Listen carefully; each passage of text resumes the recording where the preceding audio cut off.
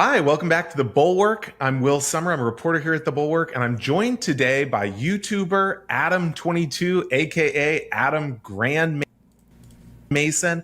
One topic that has been very hot after the election is whether Democrats can find, the quote unquote liberal Joe Rogan or some kind of other YouTube influencer or YouTube star who can connect with young people. So I wanted to check in with Adam. Adam, welcome to The Bulwark. Happy to be here. Thank you, Will. So, I had heard that you were, as we face this topic of, right-wing influence in the manosphere or shows like Joe Rogan, Theo Vaughn, I had heard. Right. Departments and own participants on the FOMC. So that's a great thing to look at. I'd like to ask you about another body of work that many of us know that you're familiar with, and that's the Grateful Dead. So, question for you, sir. American Beauty or Terrapin Station? American Beauty. Well, it's not even a pause. That was Ask me a so hard fast. Working Man's... That's my era. Terrapin Station? Is that what they say? I don't even know what movie that is. That's my era. Working Man's Dead? Yes. Or Europe 72? Oh, both. Yeah, that's my era. We're in the same era here. So that's, for me, it's late 60s to mid 70s. So Touch of Grey, what do you think? It was their only hit, but it's a good song. Okay. Yeah. Finally, We're going to do Grateful Dead. Oh, I thought he said Walking Dead. I thought they were talking TV shows. Okay. do this. I feel like you're speaking another language.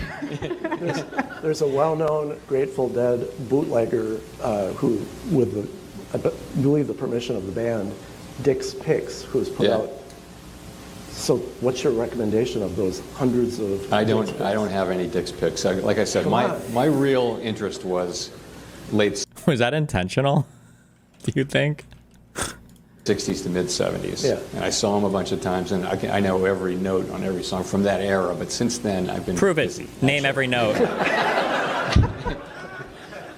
Well, we thank you for taking time out of your schedule to join us here, and we appreciate your work. Thank you very much. Thanks, everybody. Grateful Dead is the most overrated band on earth. Oh, you want to know what's over? Fuck, I just thought of this yesterday, and it would have triggered the fuck out of you.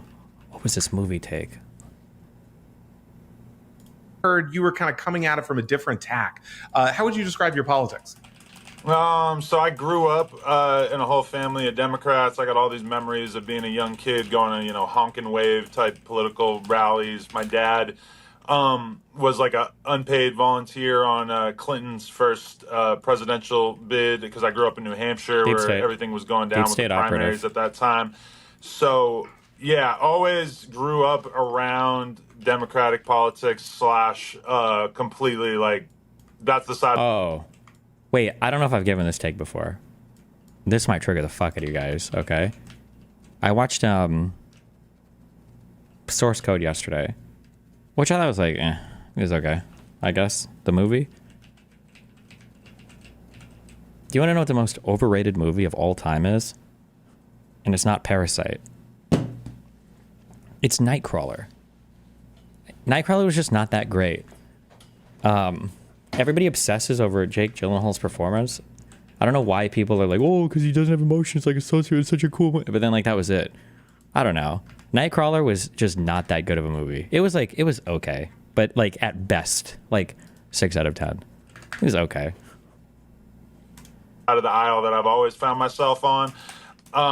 But as time goes by, yeah, it's kind of, the realm of hip-hop has kind of been commandeered by the right, just like most of, the manosphere adjacent podcasts. We all seen that infographic a couple months ago with Joe Rogan and Theo Vaughn and all these other podcasts that are heavily right-leaning.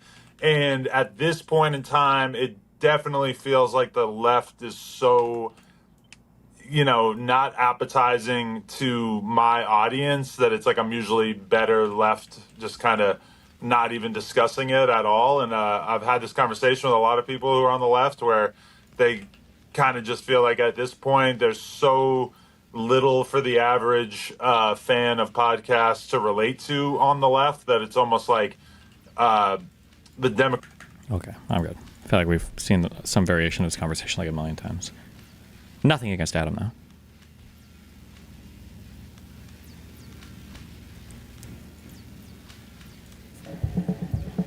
Joe Rogan podcast, check it out. The Joe Rogan Experience. Why don't you talk to him anymore? I do. Why every time I feel like if I've ever been like off a show or haven't had somebody on stream in like a month or two, people are like, "Are you bad?" People were saying this yesterday. Are you blacklisted from ever going on Piers Morgan ever again? Why don't? Did you hate this person? Like, no, I just don't. We just haven't done anything on stream. Like, Jesus. Train by day, Joe Rogan podcast by night, all day. Good to see you again, sir. Good to see you too, man. Good to see you again. These times. We might read the Joanna article on the Ezra Klein thing. Although I don't know, I skimmed it and I'm not sure. I don't know how I feel about it. But I don't know. Maybe we'll read it. We'll see. Trouble. Chaos. Wild times. Where leftists are lighting Teslas on fire and putting swastikas on them.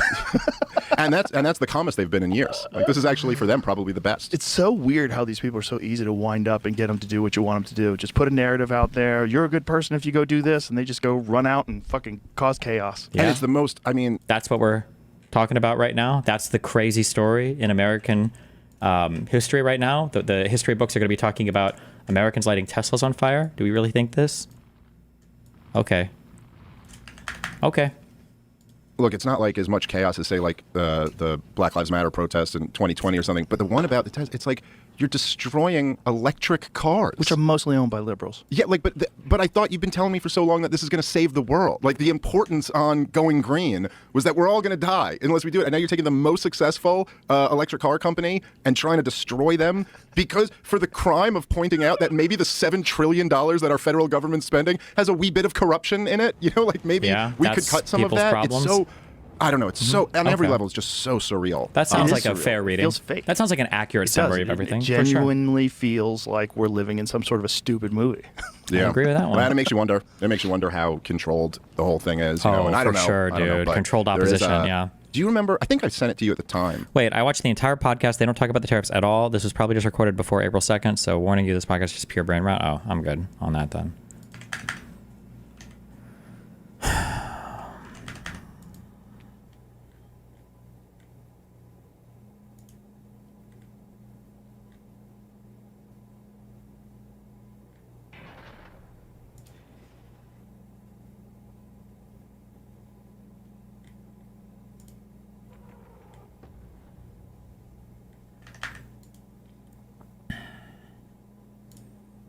The tariff equation explained. Yeah, I retweeted that. Thanks, buddy.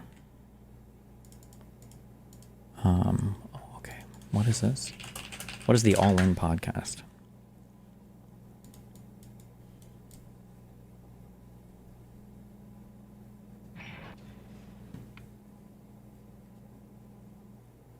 Are these the pod save guys? Just so you know, everything is archived by the White House.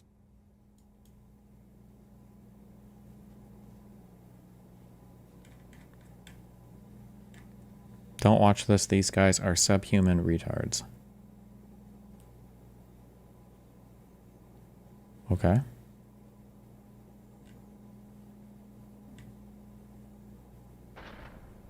How the U.S. can thrive in a high tariff world. What is the thing that's going to draw people to the United States as opposed to looking to a rising competitor like a China? Well, that's a great question. So what is that thing? What do you think? Once again, begging you to explain why rent control is bad to your audience. I'll gift 10 subs if you do. Why?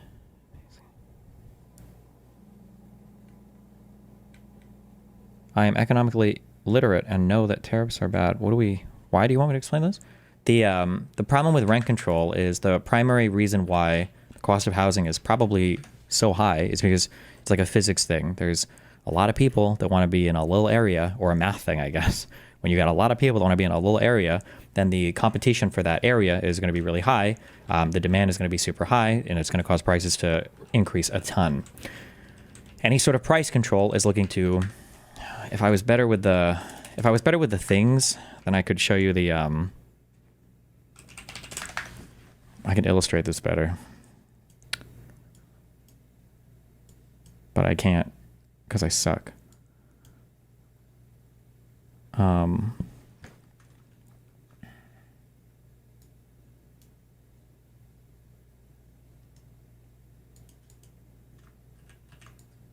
There's probably like a way they do this all the time.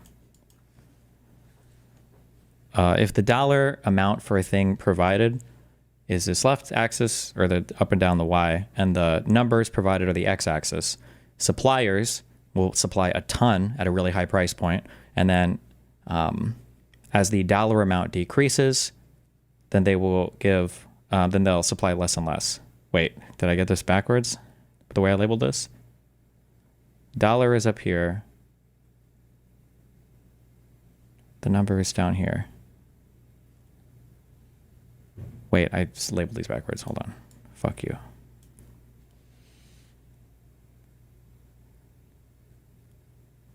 Number. Yeah, okay, wait. Let me switch these guys around. Hold on. I'm going to force myself to draw these until I can do these correctly. Just Google a supply and demand graph. Oh, wait, hold on.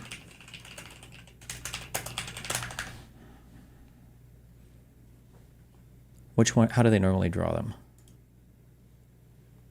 Okay, demand is over here, and this one is the supply. Okay. At a very, very low price, a very, very low number will be supplied, right? So let's say it's $1 for a widget. I don't want to make widgets, so not many people are going to make them, okay? But if widgets were way up here at $1 billion, well, I would make 1 billion widgets because I want to sell widgets for $1 billion each, all right? That's the supply line. For the demand line, if the price is incredibly low, $1 widget, I'll buy 1 billion widgets because I want to buy all the widgets because at a very low price, I would be sick. However, if you were to make widgets $1 billion, wait, I got that backwards, sorry. This is when the price is high. If the widgets cost $1 billion, I'm not buying any because fuck that. So the number is low. And then as you move along this line, as the dollar gets lower, okay, so down here, I'll buy a fuck ton of widgets. Okay, I'll buy 1 billion widgets for $1 because it's very cheap. Okay. There's a point that meets in the middle where demand for a certain quantity at a given price meets the supply for a given quantity at a given price, and this is our market equilibrium. Okay. When you add in things like price controls, meaning that you say that you're capping the price at some level, either high or low, what you're doing is you are creating a market distortion that shifts benefits to certain people in the market. Okay, now give me 2 minutes and I'm going to think about how to draw this, okay? Because depending on how we draw it, we can see where the surplus value is shifted to depending upon how you set things, right? Okay, so if this is our dollar amount, I think if we were to set a price, so if the price would naturally or organically be here, if we were to do rent control, then what happens is we would cap it at below what the market equilibrium would be. Hold on. Bloop, bloop, bloop, bloop. Bloop, bloop, bloop. Right here. Bloop, bloop, bloop, bloop, bloop, bloop, bloop. Okay.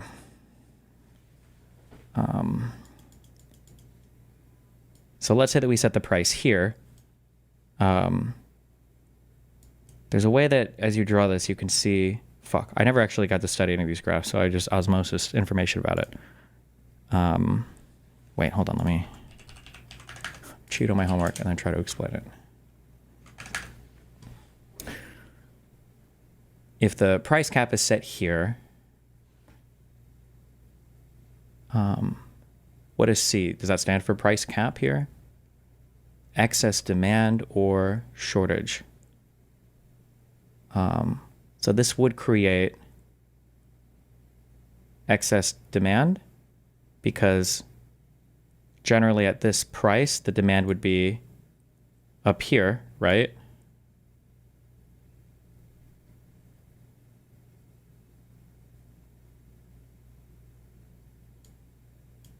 Correct, I think.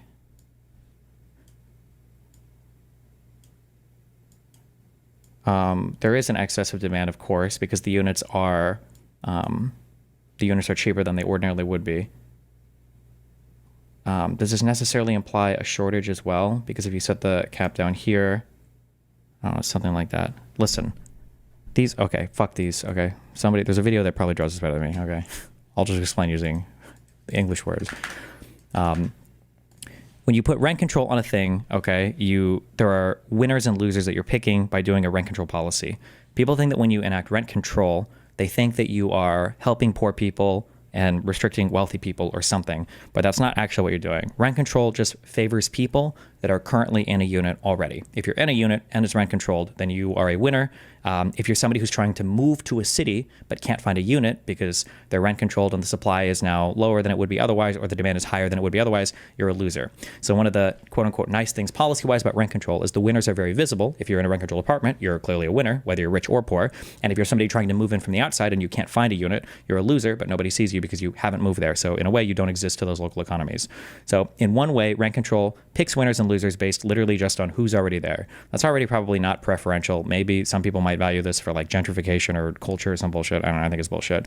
Other distortionary effects are you hurt people's desire to reinvest into property because now you can't relist it for what the market value would normally be. So things like improving properties with better HVAC, better, I don't know, outdoor improvements or renovations or whatever are highly discouraged because you can't list these at fair market value. So investment goes down, properties end up looking like shit.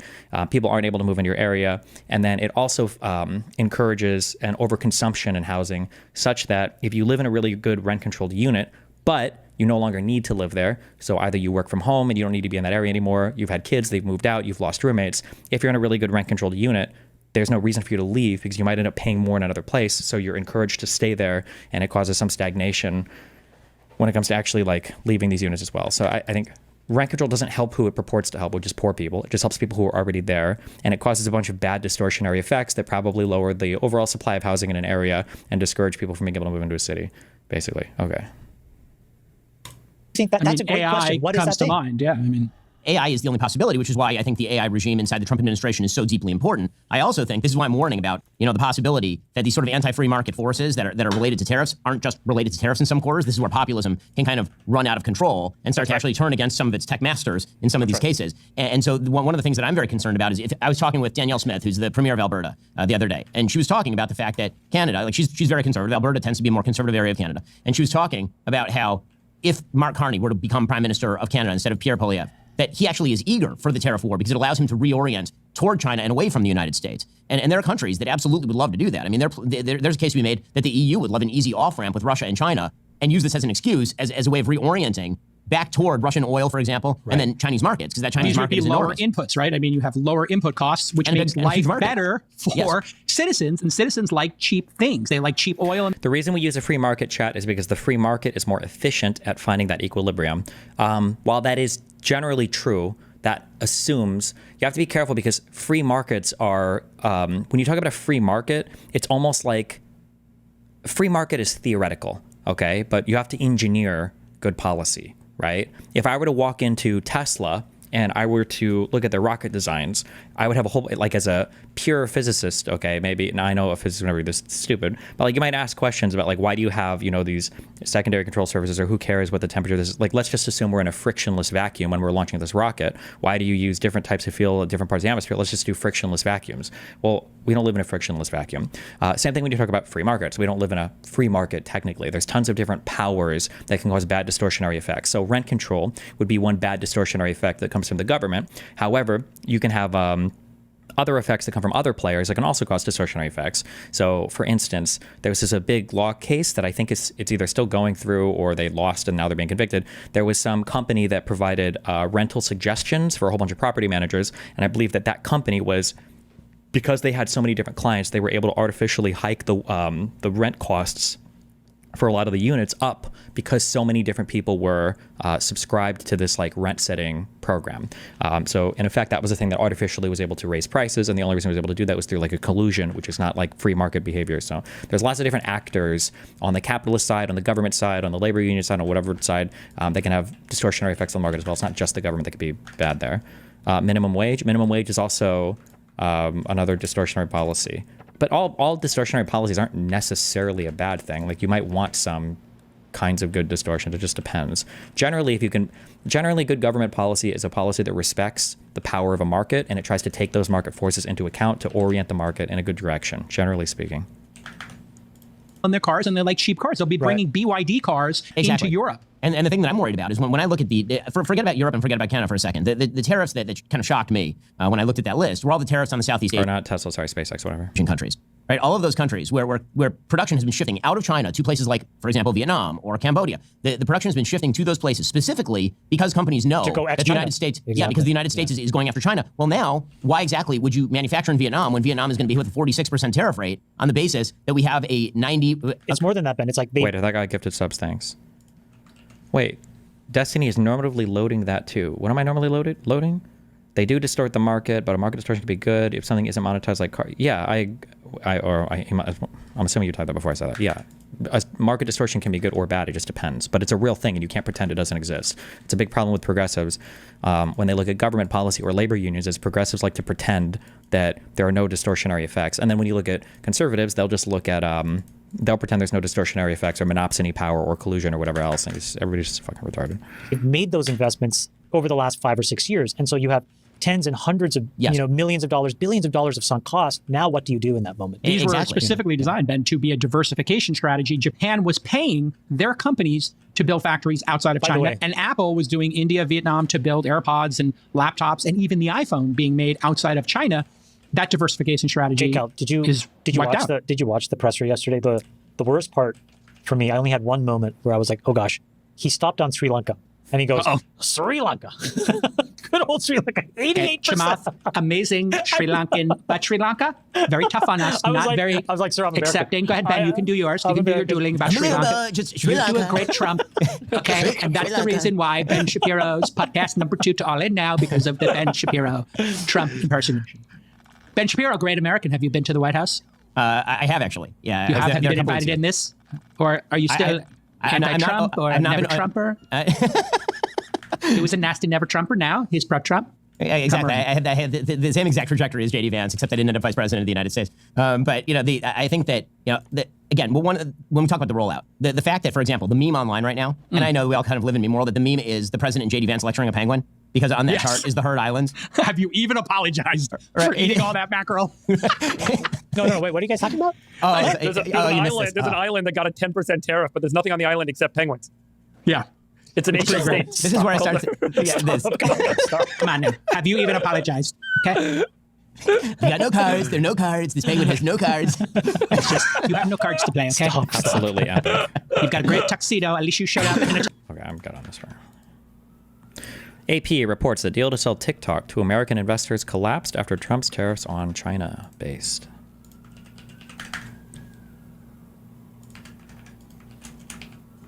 The kind of hilarious part of it is like it's. Oh boy, this is from the episode that we're not watching the whole thing of, but oh boy. The Joe Rogan Experience. Oh, but so anyway, just on the Signal thing though, again, like the real scandal here is not that they. Whatever, either intentionally or were just so incompetent that they added this journalist to it and it got. Did we already watch this? $22.99. When did it? Is this the one from yesterday? Okay, right. They all repeat themselves, so it's hard to know sometimes. Leaked. Like the real scandal is like when you look through the chat, and that it's like, what are we doing here? We're bombing another country in the Middle East. We're bombing the poorest country in the Middle East. Yemen. By the way, which Yemen has been bombed forever. Oh my God. On behalf of Israel, because they're standing up against this fucking brutal war in Gaza right now. And so how does he manage to just somehow have the most retarded fucking position on this? We're bombing Yemen because of Israel? What? Okay, that's a take.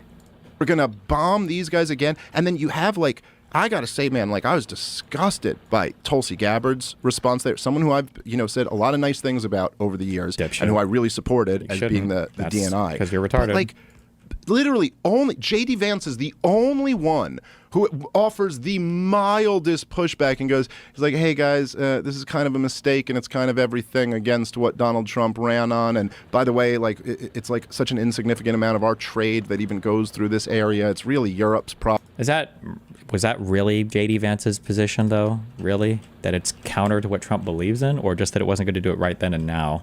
Okay. Problem, not ours. But I'll go along with it if you guys want to. If you guys say, and then they literally say on the thing, they go, we've we've tracked the missile guy, as they call him. This is the target they're trying to take out. They go, we've tracked him to his girlfriend's apartment building. And so we'll level the apartment building. And then Tulsi Gabbard's just like, job well done, team. Everybody's cheering it on. There's not like nobody even has the thought to go like, you know, like is there a way we could do this without like murdering an entire apartment building's worth of people here? Is there a way? Man, this is a lot. Like, it's like, did none of you guys even kind of believe in God? Are none of you even scared that maybe God exists and that like, Jesus Christ, what are we doing here? There's none of that. There's not a feeling of that. There's not a sense of like, and you know, I know I've talked about this before on the show, but we got the whole history of the Middle East war in Yemen going all the way back to Obama's first term. I mean, yeah, that's the history of conflict in Yemen. What we've done to this country, the poorest country in the Middle East, I mean, it was a goddamn genocide that happened in Yemen. I mean, it was the drone bomb campaign from Obama was bad enough, but the Saudi invasion and the blockade and the war on the civilian population, you know, hundreds of thousands of people died, hundreds of thousands of cases of like cholera and these other like very easily preventable and treatable diseases that babies were just dying of because they had a full blockade around the country. The U.S. Navy fucking enforcing the blockade, the U.S. Fucking refueling the Saudi fighter jets and backing them the whole war there. And the idea that we think, launching a couple Tomahawks? I mean, Biden is the one that pulled us out of that coalition. And Trump was the one that ramped up that coalition. Now he's doing it again. So why are you pretending like you give a fuck about this? Okay. Is going to break the Houthis after they went through all that shit. There's no chance. Like, it's not, you're just killing people for no strategic benefit. There's the only thing that would actually, like, we could overthrow the Houthis if we wanted to invade the country. Like, the U.S. military could do that. But, like, short of that, the idea that have to do, that's like a big public thing, which is bombing somehow or another, especially drone bombing, sort of like is in the ether.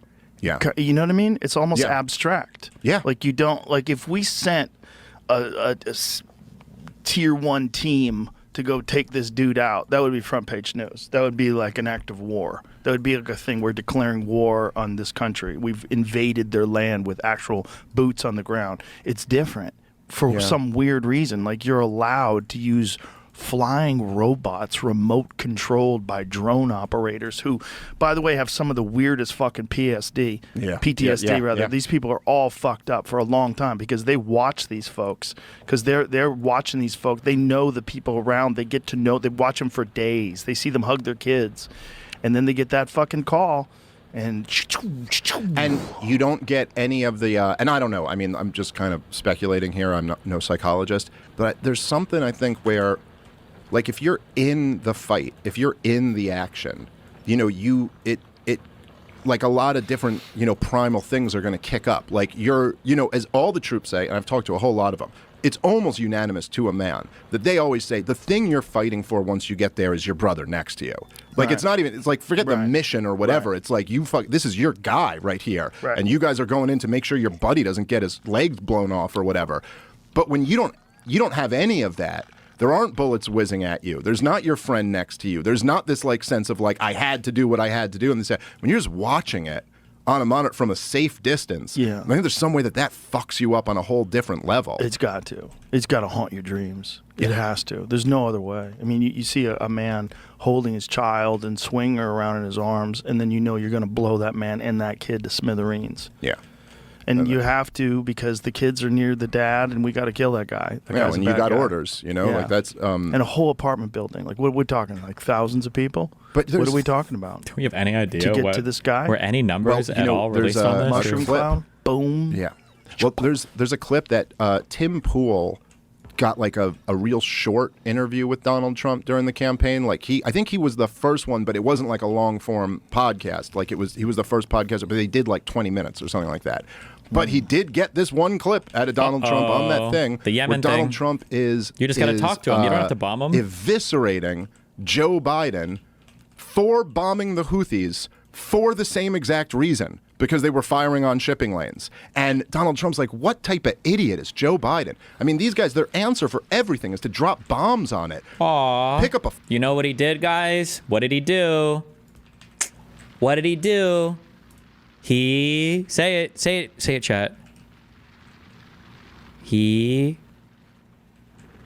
fell for it again award. True. He fell for it again. Oh no. Phone. Diplomacy can work here. Like, you don't have to do this. And why is Destiny so adamant about defending the killing of children? Why are you so adamant about allowing people to use children as human shields? It's kind of weird, dude. The fact is that there were, during the ceasefire, which Trump's envoy negotiated, which has fallen apart now, but during the ceasefires in Ukraine. Good one, guys. Good work. Good work, team. Ceasefire, there were no Houthi attacks on the shipping lanes. Like, they stopped them. And then when the ceasefire fell apart, they picked them back up again. Now, feel however you feel about that. I'm just saying there is a diplomatic solution here, right? Like, they are willing to, like, if there's a ceasefire, they will stop these attacks. But there's not a military solution short of invading the country and having yet another catastrophic war in the Middle East.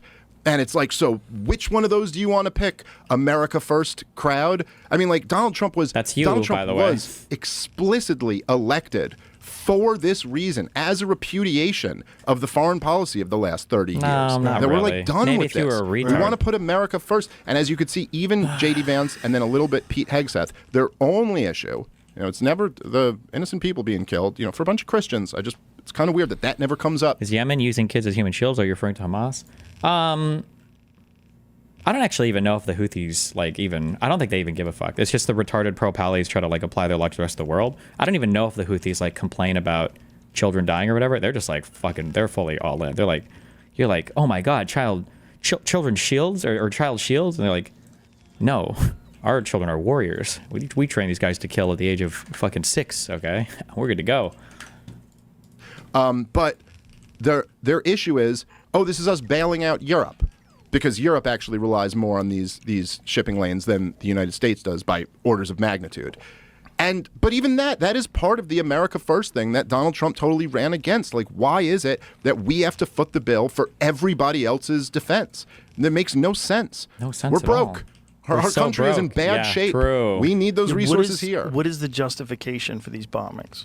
What is the public justification? That the Houthis have attacked a few U.S. Cargo ships. It's actually the trade through the Suez Canal has dropped by 50% and continues to remain so. And everybody in the world that ships stuff that would ordinarily pass through the Suez is having to pay greater costs for it because the Houthis have decided they just want to bomb everything that goes through that strait. But okay. And that there's, that their international trade, they don't have a right to disrupt international trade in this way, which is like, okay, it's true. I mean, the thing that I've seen the most is that people will go, well, we can't just turn a blind eye to this aggression by the Houthis. But I also do think, and I don't even blame people for this because it's nobody, in the corporate media or it ever talked about any of this stuff or very rarely talked about it, never really told the story. Then it's like, if you're just coming into the story now, what was the real I could story? see where you might think the Houthis are the aggressors. Okay. But if you're rewinding the tape from this, there is just no debate about it. I mean, there's no question that we literally started, it was in 2009 when Obama started up with the drone bombing, the then secret drone bombing campaign, and Yemen was one of the major theaters. This was where, if you remember, because it was like the biggest Theater, scandal of the they're Obama very administration. musical people. Also not talked about much in the media, but was talked about on a lot of podcasts, was that Anwar al-Awlaki and his 14 or 15-year-old son, his 2 American citizens, were both killed by drone bombs in Yemen. And this was caused a bit of an outrage among some people because you were like, hey, you really can't murder American citizens who have never been charged of a crime. You can't just say, I just, forget that whole bill. I think the issue was he was literally part of, I don't remember if it was ISIS or Al-Qaeda, but...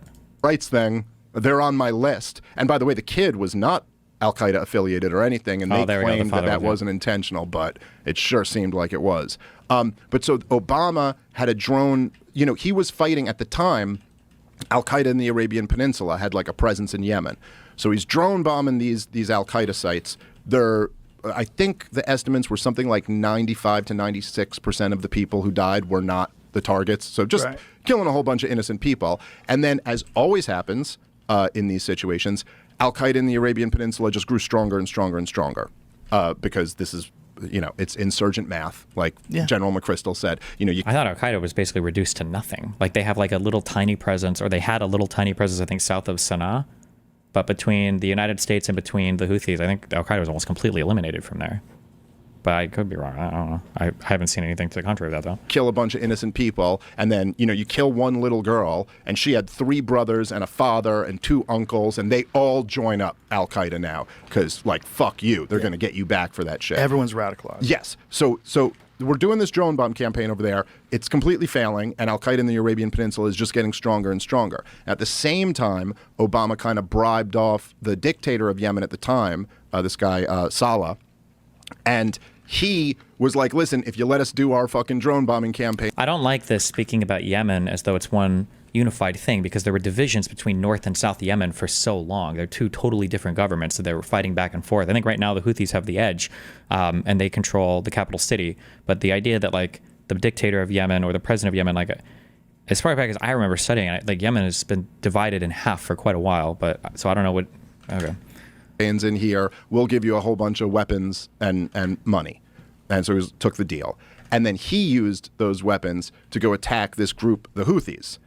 And then he also started losing to them. Like, even with the U.S. weapons, the Houthis were fucking him up. And then little by little, the Houthis like kind of took over the whole country. And then now the Houthis are also enemies with Al Qaeda in the Arabian Peninsula. Like, these are radical Sunnis, Al Qaeda versus radical Shiites, the Houthis. And so they're fucking enemies, and they're fighting a civil war while all the Shia Sunni doesn't matter at all. But okay, this is going on. And then Saudi Arabia decided to invade in early 2015, and in 2015, and you could look this up if you Google Obama. To placate the Saudis. These are literally what the Obama officials told the New York Times. I believe it was the New York Times. They told them that literally this is why. So Obama stabbed the Houthis in the back, took Saudi Arabia's side, took Al Qaeda's side. Started fighting fighting in a civil war. One of the clearest indications that a person is totally fucking retarded when it comes to talking about politics, especially in the Middle East, is when somebody talks about how they supported some group that we think is a bad group, because the lines on who fights who in these areas can be so complicated sometimes. Like when you say we're like helping Al Qaeda. Like, yeah, Al Qaeda was opposed by the Houthis, but multiple groups in this area are constantly fighting each other. I don't think Al Qaeda was liked by the South Yemen government either. Like I said, at some point they were reduced to just this tiny little dot area on the map. I don't even know if they exist at all anymore. Like Hezbollah, fought against ISIS. Like everybody fucking fought against ISIS at some point. So if you were ever fighting against ISIS, you're also fighting like with Al Qaeda and with the Taliban and with Iran or whatever, with Russia, right? It's just a stupid analysis. Stupid. Against the Houthis, which is, in effect, taking Al Qaeda's side in that war. And so the Saudis invade the country. Now, Obama said essentially that because the Saudis are like an important trading partner, and they were pissed off at us at the time. They were very upset about the war in Iraq. The Saudis were the ones in the region who were against it the whole time because they knew. They were like, you're just going to give Baghdad to... and they were pissed off at us at the time. They were very upset about the war in Iraq. The Saudis were the ones in the region who were against it the whole time because they knew. They were like, you're just going to give Baghdad to Iran, basically, and that's their big enemy is Iran. And then they were also really pissed off because Obama did the one decent thing he did in his administration was he worked out that deal with Iran. The same goddamn thing that Trump tore up and is now demanding they get back into some type of nuclear deal. Why do you support Trump? In order to placate the Saudis, oh my God, Obama goes, okay, we'll back your war here. And like I said, full blockade around the country, refueling their military jets. Quiet support for Saudis entangles U.S. and Yemen. This is... Yep. Here it is. Obama, in an awkward twist, becomes Saudi Arabia's defender. Wow. And it is hard to overstate how brutal the Saudis were in this war. I mean, like, you think of Gaza. The Houthis are quite brutal themselves, but okay. Something not too unsimilar to that. But you're talking like... This is retarded. Okay.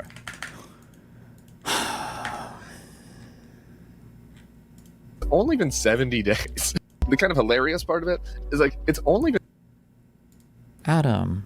In 70 days. It took 10 weeks for people to start doing the I screwed up thing. I mean, even I thought it would take, 6 months, a year. I did too.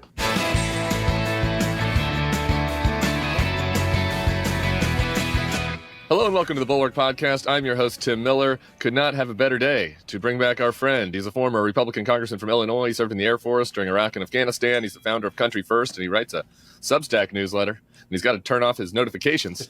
It's Adam Kinzinger. What's happening? Buddy, what's going on? How are you? Thanks for having me on the day when the stock market collapses. That's a good day to have me. Thanks for saying that. Yeah, nothing happened. And, we just have MAGA conspiracy blogger, white nationalists running the National Security Council, and the stock market collapsing, global economic crisis, the Canadians dunking on us. Nothing much to talk about. So we'll get into all that. But I want to start. You texted me yesterday this clip, and we're 90s kids, Yeah. So Ferris Bueller's Day Off was obviously pretty formative. I don't know how old you were, but when I was 11 or 12, getting into my troublemaking phase, catching Ferris Bueller's Day Off. On home video. I don't think I'm quite old enough I didn't see it in the theater. I was born in 78, so however old that makes me. Ooh, you probably saw it in the theater then. I did, brother. I saw it. We were rebels. That's Where the fuck did my car go? Well, it's funny. In that movie, Ben Stein, who has now become a big Trumper, gave the class a lecture on a topic, and the elder millennials and young Gen Xers among us will remember what it was. But for everybody else, let's take a listen to Ben Stein speaking to Ferris Bueller's class. In 1930, the Republican-controlled House of Representatives, in an effort to alleviate the effects of the the Great Depression, passed the the tariff bill, the Hawley-Smoot Tariff Act, which raised tariffs in an effort to collect more revenue for the federal government. Did it work? Anyone know the effects? It did not work, and the United States sank deeper into the Great Depression. It did not work. I mean, Hawley, actually. I would think that Trump has seen that, right? Like that's why it's important to talk about, because if he all of a sudden sees Ben Stein saying that Smoot-Hawley didn't work, and yeah, that's been the interesting thing, by the way, Tim, is I've seen a few Republicans try to reimagine Smoot-Hawley actually as having worked, which is the weirdest thing, and they blame the recession on, or the further into depression on something else. Kind of feels like where we're at now when you see some of these guys saying, well, we're just, in essence, front-loading the recession because we were going there anyway, and it was going to be way worse, and now we're front-loading the recession. And you got to trust Donald Trump. He knows what he's doing. I mean, it's mad. This is kind of funny and sad. Somebody just sent me a picture of this. All just boom, boom, boom, and the Declaration of Independence. Part of this was listing grievances basically for the bonger fucks. For cutting off our trade with all parts of the world, for imposing taxes on us without our consent, for depriving us in many cases of the benefits of trial by jury, for transporting us beyond seas to be tried for pretend offenses. Really makes you think. Yeah. Trump's more of a musical queen. He's familiar with Cats, fan of the opera, Top Gun. I don't think he might not have seen Ferris Bueller's Day Off. Probably it didn't work. No, it didn't. And we're finding that out as we tape right now. The Dow is down, looks like another 2.5%. Nasdaq down another 3% plus. I mean, it got slaughtered yesterday. The markets. We saw job losses already in various sectors. I mean, any minute now, they're going to be little signs outside of stores because the businesses don't want customers to be mad at them. They're like, sorry, we had to increase the avocado prices, but it's the tariffs. It's not me. You know that's coming. And it's like the Trumpers have no rationale for it. Really. I mean, they're like, there's going to be some magical golden age to come off the back of it. And then our old friends and non-friends, but the people from the pre-Trump time, like even Ted Cruz is out there like, well, I don't really like tariffs, but this is just a negotiation, right? And it's like, no, I don't think so. Doesn't seem like a negotiation to me. I think the dude is just insane and really loves tariffs. And now he's going to be in a fucking stubborn off with every world leader around the globe. So it doesn't seem great. What do you make of it? Yeah, look, my wife said something yesterday that I guess I've thought about it, but not really these stark of terms, which is everybody's like, well, why is Trump doing this? And so the assumption for the MAGAs is this is some grand negotiating tactic, like you said. Here's the truth, I think this makes him feel powerful. Now, listen, if revenge. You're a true narcissist, I don't even know if narcissist is what he is. I think and I mean this, megalomaniac. Whatever the worst possible thing is, megalomaniac. All you care about is feeling powerful in the moment. You're impulsive and you want to feel powerful. You want to have people grovel to you. And honest to God, I mean, there's no better way to be powerful, frankly, than to tank the world economy. He may not be intentionally tanking the world economy, but what he's doing is saying to the rest of the world that we're in control, which we aren't. He's going to learn that soon. And here's the other thing is, so we're going to watch, the stock market's going to fall. There's going to be a day, it could be, ultimately by the time people listen to this today or whatever, where it's going to kind of settle and you may get 100 points in the green at some point, because ultimately this is it's when people make the decision, okay, now it's gone down enough, I'm going to invest some money. But that's the initial hit of what we're seeing from the tariffs. That's the emotional stuff. The deep tariff stuff is going to last over the next, frankly, 5 or 10 years. We talk about, I'm watching even Mark Wayne Mullen, who says, well, it's really easy. You don't want the tariffs. Just build your company here in America. Okay, it's a great idea. First off, you're then saying that company can't really trade anywhere else around the world, just to America. But let's say you're a company that trades primarily in America. You sells primarily in America. Great. It's going to take you at least 5 years to build a factory in the United States, by the way. And by the way, there's a 99% chance that the next president of the United States will see the follies of this and lift the tariffs. So this isn't doing anything to return supply lines. Supply lines in the last 5 years have been rapidly onshoring or nearshoring, including, by the way, Mexico and Canada, from China, who we were supposed to not like in the past, after COVID. So COVID created a lot of reshoring of supply lines. And instead of taking that and incentivizing that like we should have been doing, we've instead put these massive tariffs. So we're gonna shoot ourselves in the sack. I mean, that's what I said yesterday. It's like, this is a self-imposed wound for absolutely no reason. And China loves it, man. They're going to be so powerful from this because they're picking up the slack that we were leaving behind. Yeah, two thoughts on that. And, one is just on the Trump psychology. There's also the notion that getting inside Trump's brain is not a fun process, but you have to think about this. Like, the dude became president fucking twice. Right. Everybody told him it was insane the first time. He had no chance of winning. He didn't think he had a chance of winning. He won. He gets indicted 4 times. Doesn't have a chance of winning, has his first re-election campaign event in his house in Mar-a-Lago. The only guy that shows up is the guy in the brick wall suit. Even Matt Gaetz was like, I got to wash my hair that day. Like, nobody thought he could come back except us deranged never-Trumpers who were like, no, I mean, he might still win again. He comes back.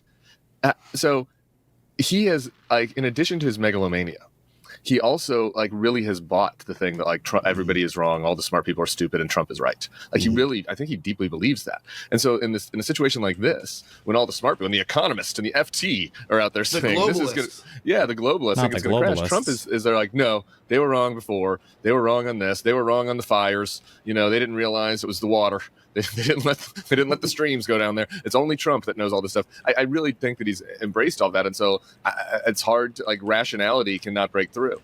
So I mean that's the one side of it. And then to your point on the onshoring, it's all so fucking stupid. I mean we're tariffing Madagascar 35% or something. 70% of the world's vanilla comes from Madagascar.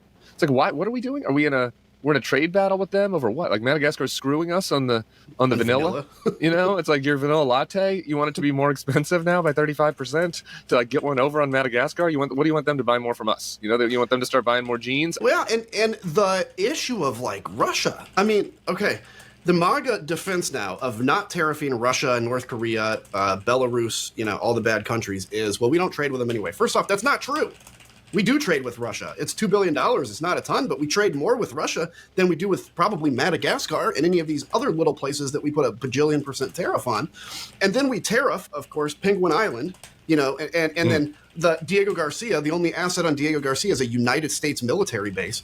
I mean, what it goes to show, and then you get into, I even saw Jim Cramer, a clip of him basically on CNN, I feel like a sucker. And by the way, I just want to say, for people that admit they were wrong, give them grace. We need this, right? It would feel very good to dunk on the people that admit they were wrong, but that's what we need. And I've thought about this a lot, and I do agree that there has to be there always needs to be a path back. That is important. There always needs to be a path back to allow somebody to come back, but there also has to be a consequence. And the reason why I say this is because it can't be that you can make a mistake that was fully avoidable and then ride it out for as long as possible. And then when it's finally, come home and you're like, okay, this is fucked. Then everybody's like, oh, it's cool. You're chill. Come back. We're all good now. It just, because it sets you up to repeat the same thing in the future. And we just can't do that over and over and over and over and over and over and over and over and over again. We can't do that over and over and over again.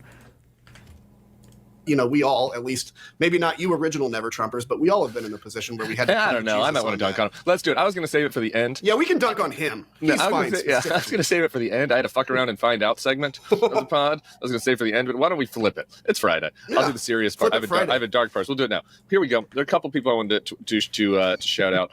There's a fella. We'll be nice to the first one. There's a Richard Hanania. I think he did some pretty racist stuff in the past. I don't really know his whole background, but everybody can turn over a new leaf, I guess. He was tweeting yesterday. He's very popular blogger in like the red pill tech world, like Mark Andreessen and those guys. Read him. Okay. Anyway, he wrote this yesterday. For those asking, yes, voting for Trump was a mistake. I thought we'd get a repeat of the first administration, but we didn't. The signs were there. I just did not take my own ideas about the awfulness of MAGA, the awful elements of MAGA seriously enough. Here's the thing. On the one hand, it's like, we all fucking told you it wasn't going to be like the first administration. Anybody with eyes knew it was going to be like that, but okay. But, the kind of hilarious part of it is like, it's only been 70 days. It took 10 weeks for people to start doing the I screwed up thing. I mean, even I thought it would take, 6 months, a year. I did too.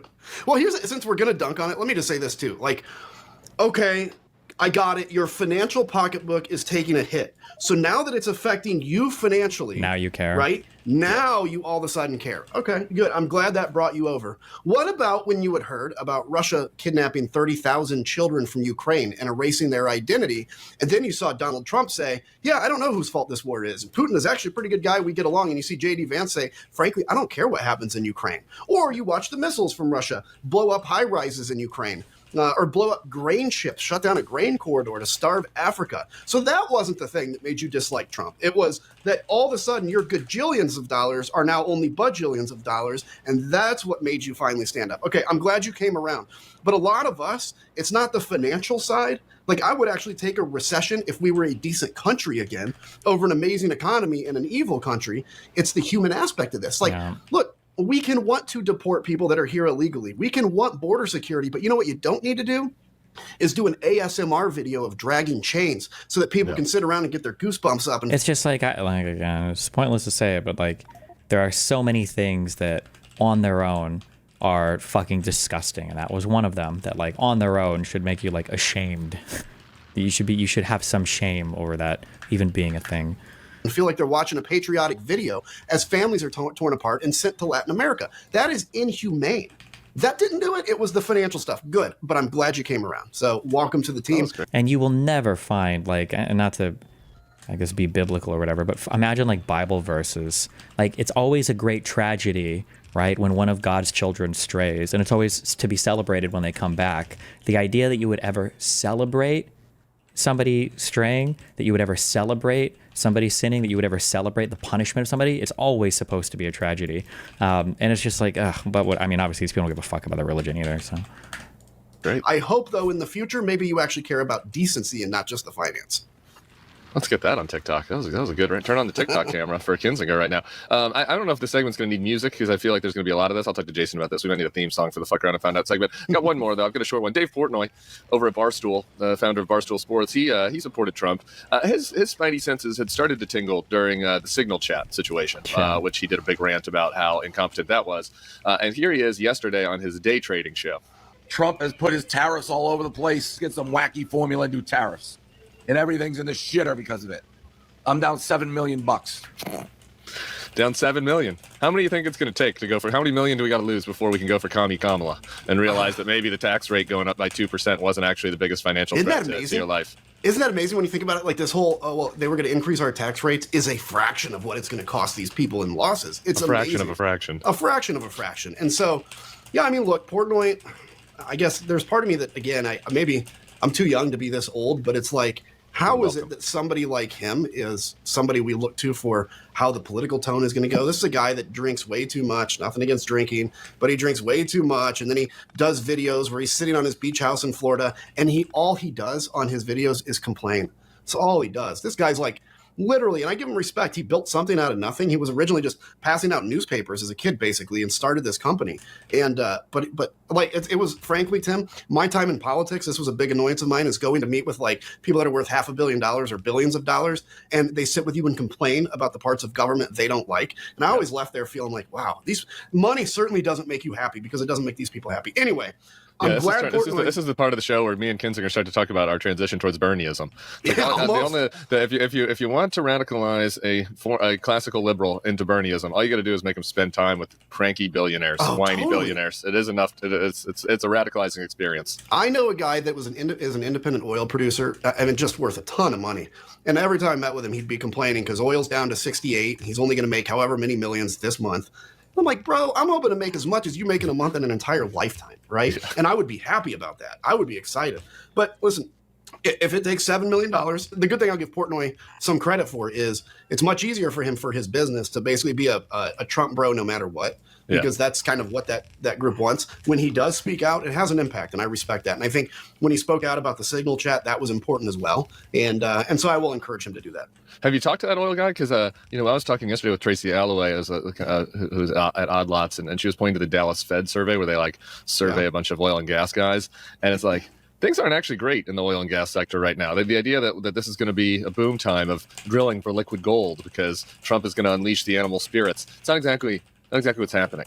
No, I think oil's down 8%, either today or in the last couple days. And you know what? It's got to hover around the 70. I learned this from Landman. By the way, one of the most annoying shows I've ever seen. I'm sorry. We don't need to get into it. But how many times do you have to go back to the same storybook? Okay, anyway, what I learned in Landman is that as a homosexual, the notion of a show about a landman is so unappealing that I have no idea what you're talking about. Oh my God. Well, here's when I knew I wasn't going to like it. Quick aside is when they're in the bar and she comes over and she's like, guys, we got a special on Bud Light. And Billy Bob Thornton goes, how's that going for you? And she goes, like a fart in church, because of Bud Light, right? Anyway, so but Landman taught me that $70 is about where oil producers need to be in a nice sweet spot between cheap oil and good production. And we're going to be under that. You're going to see a lot of these independent producers once again go under if this continues. And it's all because the people that are speculating on the price of energy are probably rightly assuming the economy is going to go into recession. And when the economy goes into recession, people don't use oil goes down, and it just furthers the recession in the energy community. And I live in Texas now. It's going to hurt here.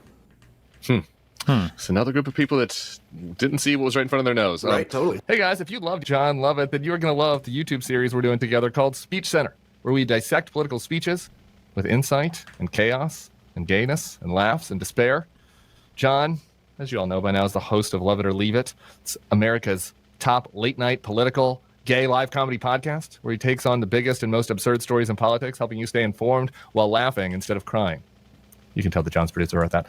This season is promising some big-name guests, unexpected conversations, and can't-miss moments. He does a monologue with jokes. They're mostly funny. He does captivating interviews. Captivating, love it? Are they captivating? They're pretty captivating. They're at times captivating. The one I saw last week with Tom Green. You remember Tom Green? I haven't seen that guy in ages. It was hilarious. What's happened with Tom Green is crazy. Lovett pulled it out of him. Anyway, plus he's got signature segments and games. Love It or Leave It delivers the type of comedy you won't find anywhere else. So go catch new episodes of Love It or Leave It every Saturday. Watch on YouTube and go catch Speech Center on YouTube, or join a live show in LA to witness the Love It chaos in person. All right, I want to get a little, it might go darker, it might be lighter. I was interested yesterday, as the takes were flying, by two things that you and my colleague Jonathan B. Last, JVL, said. You gave kind of the bright side of this argument, and he gave the dark side, as is his tendency. You wrote this. This is the beginning of a massive fall of MAGA.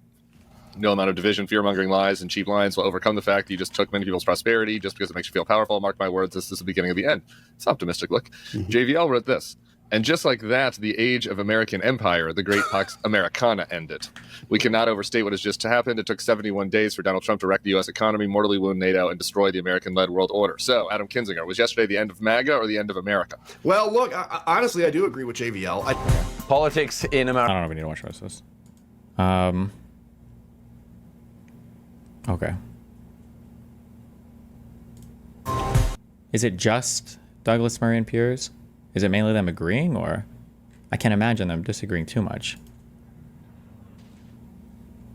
Did you see that ContraPoints debated that dipshit libertarian you dislike? Oh, Counterpoints? Oh, the Fabian guy? Yeah, I saw. I don't know which platform it's on.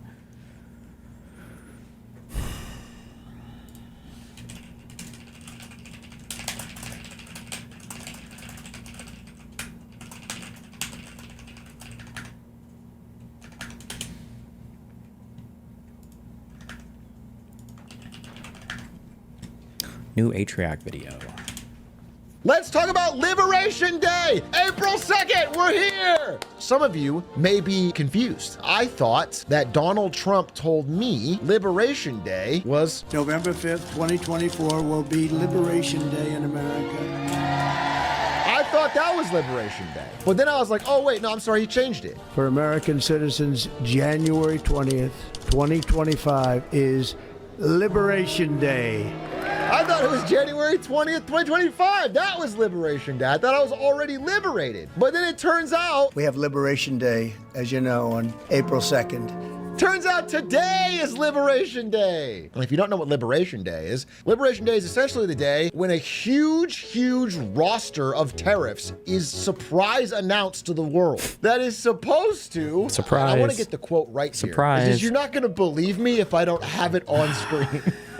For decades, our country has been looted, pillaged, and raped by nations near and far, friend and foe alike. That is a direct quote. And so now we need to add surprise reciprocal tariffs on top of tariffs we already have to all these different countries. And Surprise. I want to sort of give you a sense of what happened here. Donald Trump rolled out this chart that had tons and tons and tons of countries on it and the amounts they quote unquote charge us. Now it was later discovered this is a very simple formula. It's not actually tariffs they have on us. It's like the trade deficit of our country divided by 2. You know, if I go to a bookstore and buy a book, I now have a trade deficit with that store. Okay, because I got a good and they got money. And literally, I have seen examples of them say like Japan has tariffs on our cars.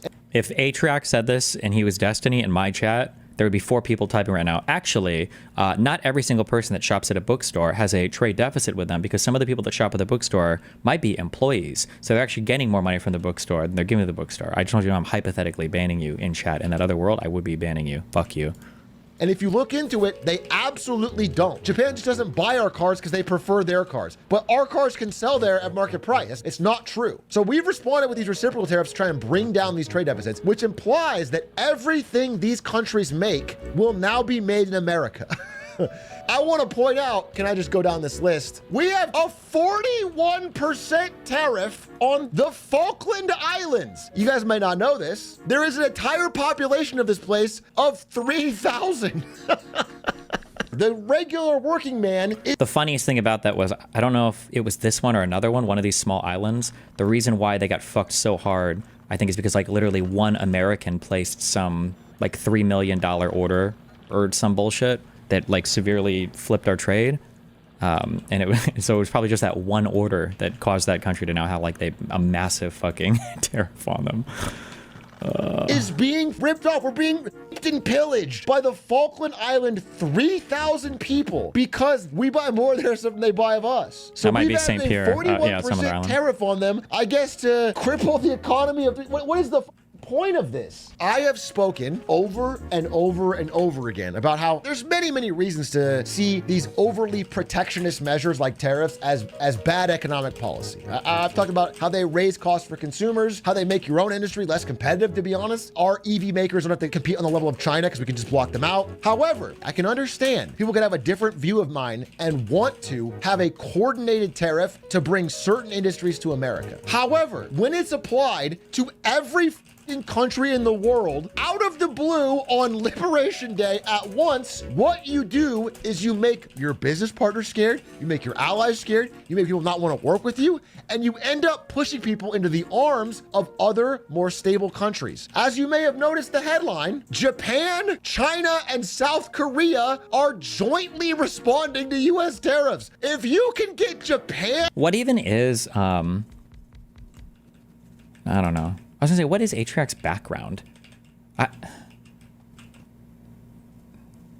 No, I have to be careful. The thing that what I really wanted to say was, I don't understand how it feels like Atrioc, who I don't think he's got like a formal background, I don't think, and like any of the stuff he talks about, manages to get better finance takes than all the finance people that I see talking about anything. But that's not really true, and it's not fair to say that, because when I'm thinking finance people, I'm thinking of this new era of fucking crypto retards that think they know anything about finance because they got lucky either scamming people or they just managed to hold some random fuck coin long enough to get rich.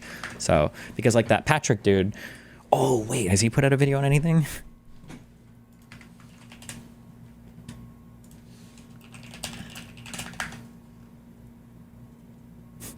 Where's my Patrick video? Hi, my name. 6 days old. No. And China and South Korea to agree on something, you've done something f***ing wrong. These countries hate each other. They're always feuding. They have deep cultural rifts and divides. I mean, it's truly isolating the country. And the thought that we could make all the things these countries make in America. What finance advice is Atrioc given? I don't know if he's given finance advice, but like generally his takes on it seems like he's got like a decent head for like news and media stuff and like finance stuff. I don't think I would call him necessarily like a finance bro or whatever, but he just seems like a decently intelligent person.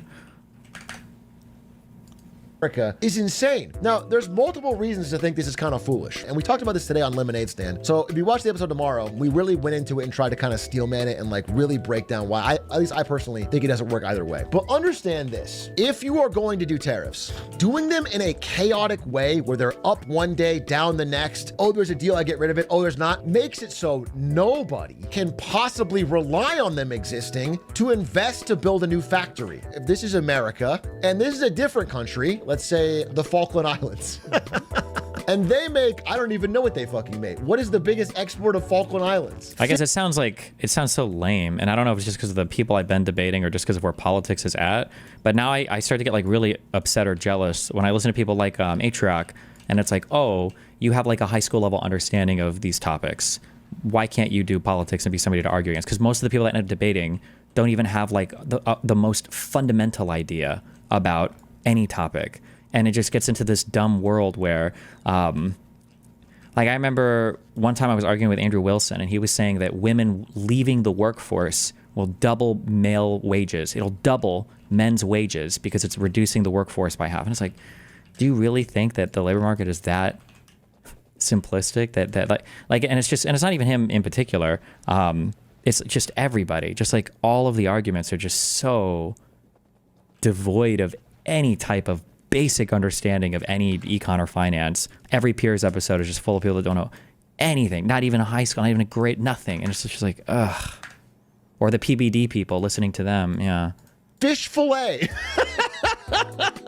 Let's say, for example, we really want to get that squid industry back into America. We're sick of them killing all our USA squid farmers. So we put up with tariffs so their squid can't profitably sell in America. If you are a squid farming corporation and you're like, okay, well, fuck, these tariffs are hurting us. I guess I got to build in America. What I'm going to do is I'm going to borrow millions of dollars or take money I've saved and invest in building squid production facilities in America. It's an extremely risky gamble, but I'm going to move all my shit over here and build it in America. If you do that, and then a few years later, let's say at best 4, and the tariff goes away, and all of a sudden you are now non-competitive with the Falkland Islands again, then you've wasted all of this money. Now imagine the same thing for every country. They're not gonna spend the millions of dollars to try and go build in America because they don't know if the tariff's gonna be at the same level tomorrow. It's so ad hoc, it's so wild, it's so swingy. They can't even plan for it. So what they do instead is they just cut you out of the picture and start doing their best to trade elsewhere. And everyone else gets great deals on squid, shirts, or toasters, or whatever fucking manufactured products are made worldwide. And your switches all got delayed as well, so you get screwed. All your customers pay more. And nobody actually wants to invest there because it's too risky. That is the actual way it's playing out right now. And I want to point that out, like, speaking of Japan and China not getting along, recently, Japan finally dumped the rest of the Fukushima wastewater back into the ocean. It had been treated like 10,000 times. By all measures, it was independently verified by many, the water was clean. It's clean, you can put it back. Either way, it became this kind of like anti-Japanese sentiment in China. It became this story that Japan was dirty and they were poisoning the water and that all Japanese fish were radioactive and would kill you. China banned all Japanese seafood. Well, what happened in response was that Japan just started boosting seafood exports to new markets. Everyone else got better deals on Japanese seafood. It's not that the industry was destroyed, so China just got screwed. China just had more expensive seafood. That's it. The only end result was that China had more expensive seafood and people around got better deals on Japanese. That is what we're doing with every single good made in every single other country at the same time. It's astronomically dumb. I understand there is a polarization in America. There's a political divide. It is not woke to think this is stupid. I follow so many finance people. 70-year-old white guys who voted Republican. They voted for Trump. They all fucking hate. Like, this is stupid. This is stupid, dude. The minuscule few jobs we create from some people onshoring are not going to counterbalance the lost trade partners and the loss of competitiveness that's going to come from this. And the stock market is responding appropriately. So today, stocks were up until the midday when he walked out with this poster, and the stock market immediately dropped $2 trillion. Oh god, the posters. Yeah, American stocks are on track for the worst quarter in 23 years. And this, by the way, is before today. The last time stocks were doing this bad was after the WorldCom and Enron scandals. That was the last quarter things were this bad. I'm just trying to make my point. Wait, maybe they rebounded before the end of the day. I didn't check. Because sometimes they are dramatic throughout the... 6?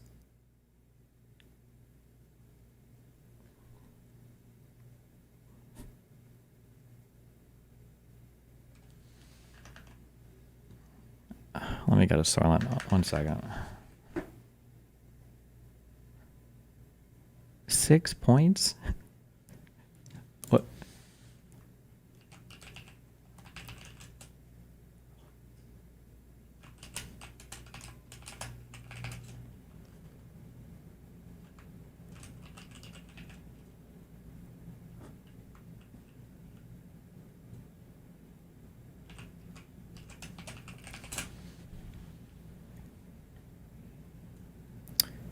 Year to date, the S&P 500 is down 13.54%. Our last year of growth has been eliminated. My favorite thing was when that I say girl, but it was probably a fucking Russian bot on Twitter was like, why are you complaining? If you look over the past 5 years, your portfolio has actually increased a lot. So stop being so mad at Trump. And it's like, you mean during the Biden economy? Were you talking about Biden?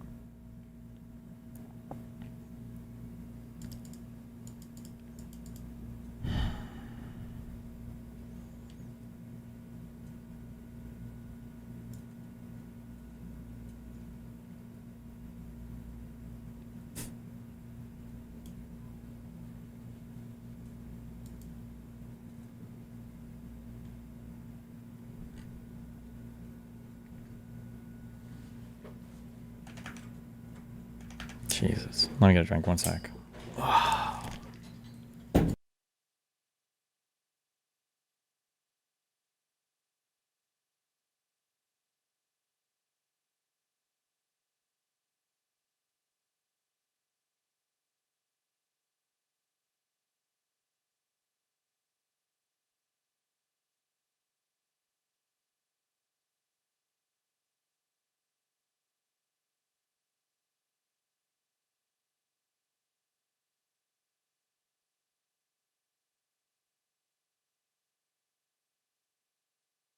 I wonder if there are a lot of conservatives that are looking around and are wondering, like, was I lied to about everything?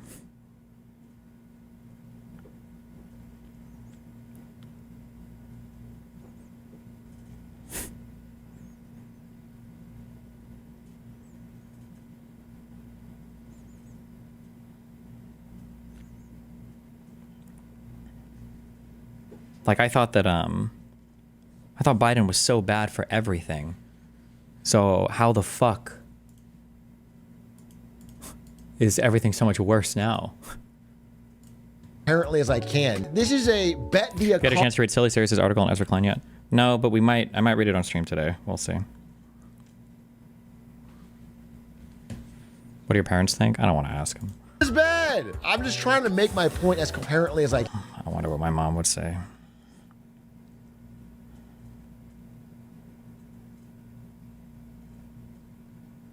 Any opinions on the markets tanking for 2 days?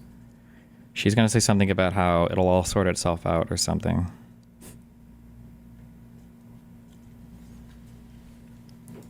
I can. This is a bet the economy situation on a theory that truly doesn't make sense. Tariffs have been thoroughly tried and debunked. And the last major time, again, the Smoot-Hawley Tariff Act was in the 30s, in the beginning of the Great Depression. And what it did was it extended and amplified and worsened the Great Depression. What'd your mom think of the El Salvador thing? Cubans don't give a fuck about other immigrant classes coming to the United States. Although most immigrants give a fuck about other immigrants coming to the United States, so probably, I didn't even ask. Don't even want to. The Great Depression. And what it did was it extended and amplified and worsened the Great Depression. And it's worth noting, yet again, that the guy Trump talks about as the great Mr. Tariff, President McKinley, tried tariffs and they only lasted 4 years because they were so unpopular, they were repealed. So if you're any of these countries, you're gonna think probably the same thing will happen. I'm not gonna make plans for this to be around for 10, 20 years because it's definitely gonna get repealed. One thing I will say though, I gotta give credit where credit's due. Let's go, Donnie T. Taiwan as a separate country marker than China. That's funny. Stand up to Xi Jinping, my king, giving them their own separate 32% tariff. And I want to say, you can't make everything in your own country. I mean, listen, China's trying. I understand that. But even they are trying desperately to move up the value chain, to stop making the bottom end stuff like toasters or t-shirts and make the high end stuff like electric vehicles and microchips and planes. And you What's really going to piss me off and watch, you're going to start seeing this, hardcore dick riders are going to slowly take that red hat off and try to slip back into society like nothing happened. Yeah, I said this a long time ago that it's going to be upsetting that when politics, if assuming we don't completely self-destruct, when it gets back to normal, all of these people are going to, it's going to be like the Iraq war thing where all of these conservatives, Trump included, by the way, pretend like, oh no, I never supported Iraq. That was horrible. No, not Iraq. No way. No, definitely not. That was always been. It's like, shut the fuck up, you fucking loser. And it's going to happen with the Trump shit too. Some of these people should get inglorious bastarded, but whatever. You have to assume that you're not going to be able to make everything at cost in one country. And the results bear this out. The countries that have the highest average tariff rates are like Argentina, India, Brazil. These are too high. France, Germany, Italy, Australia, US, Japan generally had the lowest ones. Down here below this is like Bangladesh. You don't want to be the Bangladesh of the economy. You would prefer to be the high-end, high-producing one. My main takeaway is that I just think this is going to backfire so hard, and I don't know if anyone's ready for that. Certainly not Republicans running for office. We saw what happened with the Wisconsin election the other day, where the method that worked before didn't work this time, and Elon Musk's money and Twitter presence actually seemed to hurt rather than help. But it seems like Americans are starting to sour on this economy. The reason Trump was elected was overwhelmingly on inflation and prices, then jobs in the economy. This is the thing that's been like made worse. So people will sour. Here's a poll. People in January, 42% thought they'd be better off under Trump's policies. They expected to be better off. Now, 42% say worse off. Opinions are changing. There's other stuff that goes into a vote, but on the economy, people are souring quickly. And we're still in the first 100 days, which is usually... Also, I don't know if Atrioc picks this or if he's a disgusting fucking LARPer, but he always has the sickest video game tunes, always. Like a honeymoon period. As we get out of that, people are to sour more and more unless they can find a way to turn this around. And we have to fucking change course quickly. We got to figure out a better plan. I want to say, yet again, I understand if you see China as a geostrategic rival, if you want high-end industry like solar panels or EVs to be made more in America and less in your geostrategic rival, fine. Then what you would do is you would work with all of your allies to try and build a coordinated tariff plan where you do free trade with them, but try to like put pressure on your opponent. That at least makes sense. You cannot make everyone in the world your enemy at the same time and expect that to go well. And I don't know how to be less blunt about it. Again, China controls so much of the world's manufacturing that if you flash back even a few months ago, before this whole tariff discussion from Trump, it was generally agreed upon by most countries in the world, including like India, all of Europe, the Philippines, like many countries, that they were like getting kind of pissed off with China. They want to like try to stop China from eating all their manufacturing jobs. Pretty much everybody kind of would have teamed up. China's been going on a bit of an export boom in the mid 2020s. This is the number of What was the cause of the stock market plateau in 2022? Was there just delayed blowback from COVID? A little bit of supply related stuff. I don't remember, but I think there was a big, something around the world was happening in 2022 as well that caused a lot of uncertainty and insecurity in the markets. But I don't remember what it was. Whatever it was, though, I think it was supposed to end on day one of this administration, but trade probes against China. This is countries like saying, hey, we're annoyed with China's dumping products on our market. It has spiked in 24. It went from 60 to 80 to 142 trade probes. India, US, EU, Brazil, Australia, Turkey are all united in being like kind of pissed off, kind of trying to find a way to claw back some of the manufacturing from China. But in 25, I mean, the year's not over, so this number will get higher, but it's low because people can't focus on this when they're worried about America. Okay. Give me like 5 minutes, and then I think we'll probably go over Joanna's article. Watch this. 1 sec.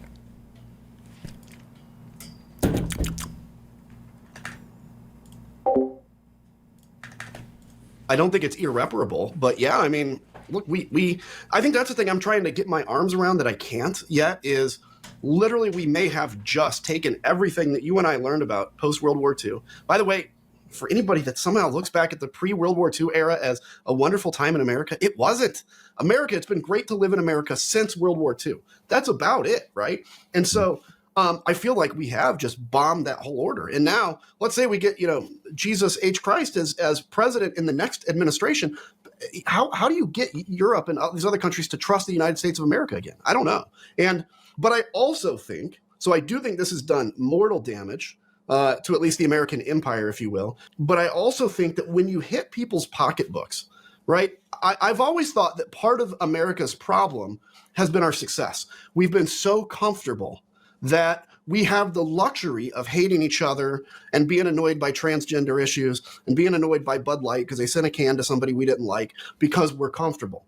Once you take away that, it's like Maslow's hierarchy, right? Let's call those arguments over Bud Light. Well, that's like self-actualization, sort of. Like you can argue about the pinnacle of issues, but you take away your economic prosperity that most Americans have felt. Even those that are in challenging financial positions have never really had to worry about starving on the street. You start taking that away, and all of a sudden your interest starts working down that pyramid. And I got to tell you, I think once you mess with people's financial livelihood, there's nothing you can do to bring them back to saying that Donald Trump is good. Not everybody. Look, there are some that, sure. I mean, literally, Donald Trump could skin a cat alive on TV and they wouldn't care. But I think there are people that once they start really feeling that economic pain, maybe will never admit they were wrong, but will change how they vote in the future. Yeah. I hope you're right. My issues with that, or the concern I have, the thing that dances around my head on that is I basically used to say exactly what you just said, like in 2018 and 19, and then COVID happened. And like the thing, my shtick was always when I would go, like when I was doing my book tour, a common question a lot of interviewers would ask me is, what will break the spell? Like what will change things? And what will make these people like come to the light? And my answer then was always like, it's going to take some outside shock, right? Like they're going to have to be forced into seriousness. There's going to have to be some other event that makes people come to terms with the fact that this is silliness in games. And then we had a global pandemic and people got fucking crazy. Yeah. People got even crazier. And so that kind of shook my confidence that a outside negative event will bring people back towards reality or seriousness. Now, in that case, it was the Chinese or whatever. It was either Chinese incompetence or bad luck or whatever, but it came from China.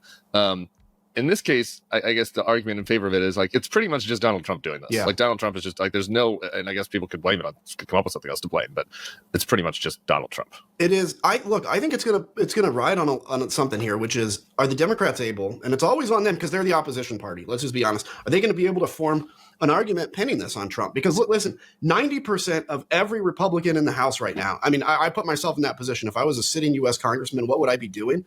I would be preparing my arguments for why somehow magically this is the Democrats' fault that the economy has collapsed. And trust me, they will use whatever magic thing to twist into telling you and convincing you that actually it's the Democrats that have caused this. So Democrats, here's the point, and I know some listen to this. You need to start formulating your arguments pinning this on Donald Trump and on Republicans. And by the way, please God, the answer is not further left. It's not leftism. I get it. There's a group of Democrats that still believe they lost the election because they tried to appeal to people like me. You have got to make the case to the middle American that you are the Bill Clinton Democrats again. You care about the blue collar. You care about the working class. That is the only way you're ever going to come back and win. What Cory Booker did in his filibuster, that showed a fighting spirit. Everybody has to show a fighting spirit. But again, the key to the Democrats is this. I don't care if you speak for 25 hours or 25 seconds. What the only weapon you guys have is messaging. That's it. So go out and win the message here, because that's going to determine who takes the ownership of this. Because trust me, Donald Trump is very good, as you were saying, and even on the show yesterday. He's an amazing political messenger. He's going to find a way to pin this on you. And you're going to be surprised and angry, and you're going to go out and say, well, it's not my fault. Of course, he's president. But unless you come up with a compelling argument, it will be your fault as far as America is concerned. You know, during COVID, by the way, the left... It's a little less complicated to do that this time than COVID. Yeah, I mean, totally. they control everything. And the economy was fine before he came in. Yeah, well, totally. And if you think about, though, COVID, like, you know, yes, the right went too far in saying no masks ever. We're going to have COVID parties. The left, some on the left went way too far with like masks all the time. I remember, was it my good friend Gavin Newsom or somebody that said, like, when you go to the restaurant, take your mask down in between bites of food. Like that kind of stuff annoyed people. So don't do that. Don't do the equivalent of that, please. Yeah. Just you suck. Trump sucks. It's probably pretty good. Trump is really stupid, and he bankrupted a casino, and now he's bankrupting you. That's probably, you know, welcome in. Welcome to Trump's America. I want to go back to the JVL dark side, because as usual, he was channeling me, because this is kind of what was rattling around my head before I saw that he wrote it, which is like, I don't know. I really am not sure that it's fixable. I really do think something fundamentally has changed. And I don't mean whatever, like, it takes a long time for empires to collapse. I know that you're a straight man, so you've probably spent a lot of time thinking about the Roman Empire. It took a long time. It didn't just happen overnight, right? It takes generations. So I'm not saying that like the whole country is going to collapse or whatever. We're going to become an anarchist Libya state. But like the world has changed in a way that I don't think is fully reparable, right? Like it just has. And other countries are going to have to make calculations. And if they look at us and just be like, you elected your stupidest American a second time after he got indicted, after he got convicted on criminal charges, you put him back in there, and now he's fucking us. How could we possibly trust you? How could we possibly trust that you'll have a stable, you know, leaders in the future? Like you're acting like a Libya, like you're acting like a failed state. The world reserve currency is not the Turkish whatever, you know, like the lira is not the world reserve currency, because people are worried that they can't trust, you know, the government, the stability of those countries. They felt like they could trust us. You know, we've had decisions, but that our institutions were strong. And I just think that has changed permanently. And there was one piece of evidence of that, which is Mark Carney speaking yesterday. I want to play that for you. At the same time, Canada must be looking elsewhere to expand our trade, to build our economy, and to protect our sovereignty. Canada is ready to take a leadership role in building a coalition of like-minded countries who share our values. We believe in international cooperation. We believe in the free and open exchange of goods, services, and ideas. And if the United States no longer wants to lead, Canada will. I mean, that's crazy. It is. That is real. You know, I mean, we made mistake Vietnam or Iraq or whatever, but Canada wasn't out there being like, it seems like U.S. has joined the baddies, and so we got to find a new alliance. And that is a new thing that's hard to change. And by the way, one of the great ironies is the conservatives were set to crush it in Canada, and that's not the case anymore because of Trump. Yeah, I mean, look, it's a smart speech, and here's the thing: what the MAGAs will tell you is, well, this is really good because we've always wanted the world to step up and do more. And that's not really true. Now, first off, we did. I mean, yes, we will always wanted Europe to spend more on defense. That's important. But that we haven't wanted Europe to basically become a competitor to us, kick us out of the realm, and basically be a competition. Because listen, you know, when the United States, for instance, liberated South Korea, when we took down the Nazis, we took down the Japanese, we invested a ton of money in rebuilding those economies. And we've gotten that back 100, 200, maybe even 1,000 times of what we've invested, because we have great trade relationships. Obviously, Samsung, you know, you think in South Korea, you think of like BMW and Germany, whatever. All this stuff has been beneficial to us. We get to write the rules of trade for the world. We get to be the ones to determine freedom of navigation of the seas. This is one of the things that annoyed me about the Signal chat more than anything. J.D. Vance, you know, on there talking about how basically Europe needs to be cleaning up the Red Sea and the Houthis, and you know, stupid Pete Hegseth agreeing with it. Well, guess what? The United States Navy has always claimed to be the ones that are going to enforce freedom of navigation of the seas. And by the way, every time we've bombed the Houthis up until the Trump administration, sometimes the French and always the British have been with us to help in those bombings. But instead, we have basically said to the countries in the past, we are going to be in charge of freedom of navigation. It's been beneficial to us. And now all of a sudden, we're mad at Europe for not doing it, even though we said this was our responsibility. And so what we're doing is we're giving up these leverage. Look, I get it. The United States is a very generous country, and I honestly think we benefit from that generosity. But if you think that for 200 years we've built this post-World War II order out of generosity and not because it does good things for us, you're insane. This is amazing for us, and we're blowing it up because somebody on Fox News wants to go on and make a 5-second cheap keep lying about how Europe needs to pull its own weight. And it's insane. And by the way, European, if you are invested in the American defense industry, look, I'm not giving you advice, but I would say get the F out of it. Because all American defense industry, a good percent of its weapons go to Europe. Europe has made it clear that they're going to buy European weapons now and get off American weapons. Portugal just canceled the purchase of the F-35. Canada's considering doing the same. This is going to kill the American defense industry. And then we sit around and wonder what's happened to the American defense industry that we don't have enough shells to take on China, which, by the way, this administration actually doesn't want to take on China. Let's be clear. And anyway, that's my rant for the moment. Since you mentioned the bombing of the Houthis, like that stuff is still ongoing. Mm-hmm. It's kind of like gotten pushed out of the news, I guess, because the world economy is collapsing, and I don't know that Donald Trump really wants to talk about it for some reason. But what do you make of like what's happening? And we've continued to send more jets over there, more bombings. I mean, they like part of the spin from MAGA out of the Signal chat situation was like, yeah, sure, it was kind of dumb, but the operation was a huge success. Right. It's like, okay, maybe, I guess, but like it's not. The seas aren't clear. I mean, we're still kind of getting into this. I don't know if you want to call it a quagmire, but we're still involved over there. So you're kind of monitoring this stuff closer to me. What do you make of what's happening? Yeah, well, first off, they just shot down their third MQ-9 of ours. They've shot down 17 MQ-9s, which are the unmanned drones, but this isn't like a small drone. They're the size of jet airplanes. They're expensive. They just shot down their third in the last month. So let's be clear about this. They have anti-air capability, which is why the Signal chat was so dangerous. And so what do I make of it? Look, we're doing the right thing in terms of, when you find anti-air or you find cruise missile sites, blowing them up or weapon stores. Yemen is, by the way, it doesn't look big on a map. I've been to Yemen, actually right before the Houthis took over. It's a very dangerous country. It's actually a huge country, and it's very rough terrain. The UAE has tried to use troops in Yemen. Saudi Arabia fought with Yemen for a long time, and nobody can beat the Houthis. I don't think we're going to beat them because we're not going to put American troops on the ground in another quagmire in Yemen. So the best that we can hope to do, which again is not a bad decision, is try to degrade their weapons as they come in to open it up. The problem, though, is the issue with shipping around Yemen is the insurance companies. And you have to basically clear the threat to get insurance companies to start insuring ships again. That's really the key to how to like kind of open up the Suez Canal. And so that's a big concern. But really, if you actually want to starve Yemen of the weapons, you have to interdict them coming from Iran. And I haven't heard the administration doing that. And frankly, the last administration did a terrible job of that. And so as long as we just kill them at the endpoint and we're not blowing up weapons in transit, I don't know what's going to happen. I also think it's possible, I don't know anything that you don't, but it's possible that this military buildup is kind of a cover for a potential strike in Iran, which I hope if that happens, it's not based on because Netanyahu's asking us to. I hope it's based on real intelligence that is saying, for instance, Iran may be a few months away from a nuclear weapon. Well, here's the good news. Those are complicated issues, thorny issues, requires a lot of expertise. Mm-hmm. People are familiar with what happened in UAE, with UAE and Saudi when they fought with the Houthis. So, there's a lot of ins and outs and what have you. So we want to have the best people involved. And there's some news yesterday. 4 officials were fired from the National Security Council. Brian Walsh, who was a director of intelligence and a former top staffer for Marco Rubio. Thomas Boudry, a senior director of legislative affairs who previously served for Mike Waltz on the Hill. David Faith, somebody that oversees technology and national security in the State Department, and another official. They were fired because Laura Loomer, the kook, who's tweeting at me right now, actually, the kooky, unapologetically white nationalist, anti-Muslim, conspiracy theorist, 9/11 questioner. She was in the White House with her new face talking to the president, and I guess convinced him that he had, I don't know, neocon spies in his midst and that he needed to fire them. She also is pushing for the firing of Alex Wong, who's a guy I know who used to work for Romney.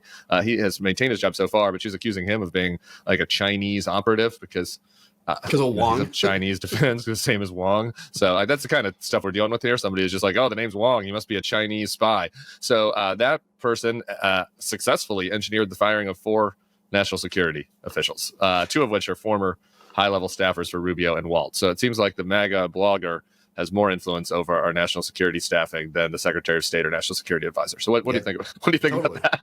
Totally. By the way, you must be Miller's German, right? Is that German or is that Miller's German? Yep. Yeah. So you and I must be German spies, right? Nazis. You never know. So listen, it's first off, someday you need to dedicate about 10 minutes to Mar-a-Lago face to understand that whole thing. I really do. Kristi Noem among that. I have so many stories about Noem. But anyway. With Laura Loomer, and by the way, you guys and I just want to say, I support people that want to get a little Botox, want to freshen up or whatever. I do find it strange when somebody's like, I'd like a whole new face. Yes. Like I'd like to completely change my face and become a different person that is like in the uncanny valley between human and robot. Like that's I don't really quite get the appeal of that. And Kristi Noem rolls out her new face with pigtails, Like, dude, what Come on. And this is the woman that, by the way, when I was elected with her, she and her husband decided she was going to do no national TV because there were inappropriate comments about her on Twitter whenever she would do TV. It went from that to this. Anyway, okay, another story. Laura Loomer, and I saw your guys' tweet back and forth. By the way, Laura, if you're listening, you can be nice-ish and still batshit crazy, just so you know. Yeah, just, it's not, those things aren't in conflict. Nope. Yeah. The fact that she could go into the Oval Office is frightening. This is somebody that is a 9/11 truther. I was in a specific, I don't remember which committee it was, but a committee hearing that she interrupted back, before she was in anybody's good graces. Yeah. She's nuts. And I mean, like, literally nuts, not just performance art here. Yeah. So she gets into the White House, and in front of, from what I understand, in front of Mike Waltz, is going after these, and it kind of goes to him where he tries to defend these members, and then she wins. The fact that Mike Waltz was overruled by Laura Loomer and then still put his head down and walked out into Trump's helicopter like a whipped puppy. Don't tell me you're an alpha male, okay? Please stop saying that you guys are alpha males if you're going to let Laura Loomer come in and stomp all over you, okay? I want to be very clear about that. I met Mike Waltz in Bluffton, South Carolina, when he was thinking about running, and I'm like, what do you think about Trump? I hate Trump. Okay, I'll support you, and I supported him. He came in until he flew one day in Air Force One with Trump, and he was totally different, right? This is a beta male. I'm sorry, it's okay to be a beta. Nothing wrong with it. It's America. It can be whatever you want, but quit trying to pretend like you're an alpha. And so, yeah, if I was him, I would have resigned at the spot. I would have said literally, and maybe the president wants him to resign and everybody wins. But I'd be like, Mr. President, if you listen to her over me, I'm out. You don't need me, obviously. The fact that he then tucked his tail and walked onto the helicopter is the one image of him. More U.S. Senate Republicans voice support for congressional oversight on tariffs. How many do we need? Is it like 20 of them? Or I don't even know what that process would look like.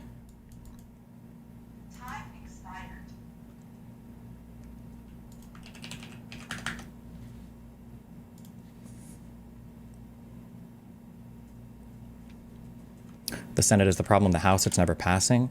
Do we really think so, though? Is it true that the House could never pass it? How many, how much pressure do you think they'll face? I asked my mom about the marker. She said, I was going to say I didn't notice, but actually I remember I did notice. I believe / anticipate / hope they will bounce back.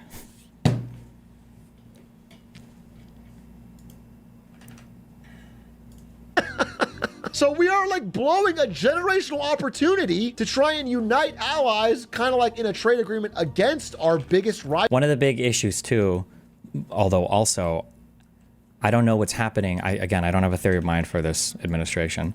I don't know what's going on, but there were tweets yesterday, multiple reports saying that Trump has told his allies to stop telling people that these are the basis for negotiation. That's not the messaging point anyway. Those are not the basis for negotiation, and to stop saying that. So if that's the case, then that would mean that these tariffs are not going anywhere, regardless of any kind of pressure, because this is like the new economic policy, I guess, of the United States. So I don't know what that means or what that looks like. And instead pushing them into their arms. I understand that there's some people who they don't like DEI in video games or whatever, and we're not going to agree on that ever. But I think we should be able to handshake and agree that this fucking sucks. Like, I'm not opposed to a politician being in power who has different views than me on some things. What I'm opposed to is shooting my country in the foot, making my place I live poorer and weaker and have fewer friends. And that's my update on Liberation Day. I don't feel very liberated. Hey, Big A, Howard here. Big fan. Thanks for the feedback. I'll pass it along to Donnie T. Thank you. I appreciate that. Do we have anything else about Bessent? Is he really looking for a way out? Has he denied those reports publicly yet or anything? It was just one story published on Raw Story saying that Bessent was looking to leave the admin 2 months in. Wait, somebody linked a timestamp on this.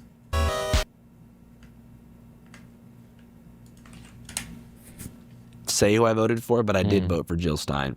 Oh, and this was my first time. That's not surprising. Everybody likes this guy and they like his videos. And I think I like him. We've never had a bad interaction and he seems okay. But his videos, if you pay attention to him, they have become very, very, very Bernie bro-esque in terms of his social policy takes on things. Now, I don't view him as a big political commentator, so I guess I don't have much of a care for it. I'm not going to sit here and be super brutal about it. And I also, Yeah, just that. I guess kind of like I used to do Asmongold. But that is definitely like the kind of the social flavor that I think a lot of the statements from his videos gives off now. I'm voting for like. But I mean, they're good videos regardless too. It's not like people of bad political persuasion can't make good stuff. Good morning, John. I've been thinking a lot about morality. Okay, last one for this. Wait, quick here, then that, and then we'll do the silly serious blog post. Wade? Well, however you spin it, she did switch sides as soon as the money stopped flowing. So it was within a month of the loss of her loss. Within a month of her loss, she was appearing on Fox News. I don't owe you anything. This is my story. Then she immediately started positioning herself. Okay, tell me, this is like 10% chatted. Seth Rogen, a little bit. Politics Seth Rogen with the 10% Chad meter turned up a little bit. No? As a leader. You're just talking over me and completely hijacked this segment. I hope you're happy with yourself. Ooh. Right. Okay, I want to give you that chance to respond, This is my story. Lindy. You don't own it. You don't get to tell it. This is my story, and I've been urging the party to move to the center for years, and they didn't listen to me. AOC called me out on Twitter 5 years ago for doing I wanted the party to... Well, but 5 years ago, I thought she was being brainwashed by liberal birth control. Didn't she say that? 5 years ago, she was brainwashed by liberal birth control? Moderate itself. It's been flying to the far left for years, and I didn't sign up for this. I grew up in suburban Pennsylvania as a moderate Democrat, and the party has been trying to outsource. Let's leave it there for now, Wade. I think both sides have had their say. I did not know our debate was going to go this way, and it's fine with me that we air things out here together. She mad. Wade? Well, morality. Good morning, John. I've been thinking a lot about morality. Maybe it's your book. Maybe it's society at large. But my understanding of this word, what it means, has been changing. Because like when I was growing up, I'll be honest, like morality, weirdly, was like a kind of a dirty word. To me, morality didn't mean kindness or honesty or fairness. It meant rules about how long your hair could be for some reason. It meant not being allowed to say certain words. It meant being judged for who you loved or which God you believed in or didn't believe in. This idea to me was pretty tightly tied with how to control people rather than how to like help or protect people or like make society stronger. I was society stronger when we have less people with long hair. Men shouldn't have long hair. There are also words that I believe we should definitely Unless you're not Jesus. say. Not just me, but other people. Not because they're rude or shocking words, but because I think they make society and people worse. But if there are people who feel the same way about curse words that I feel about slurs, that like deep gut level discomfort, like it's worth asking, what's going on here? Starting out with a quick refresher on taboos. When I think of other cultures, a taboo always feels just like a rule. It's something you're not supposed to do or discuss. On the other hand, when talking about my culture, taboos seem like just kind of the way things are and should be.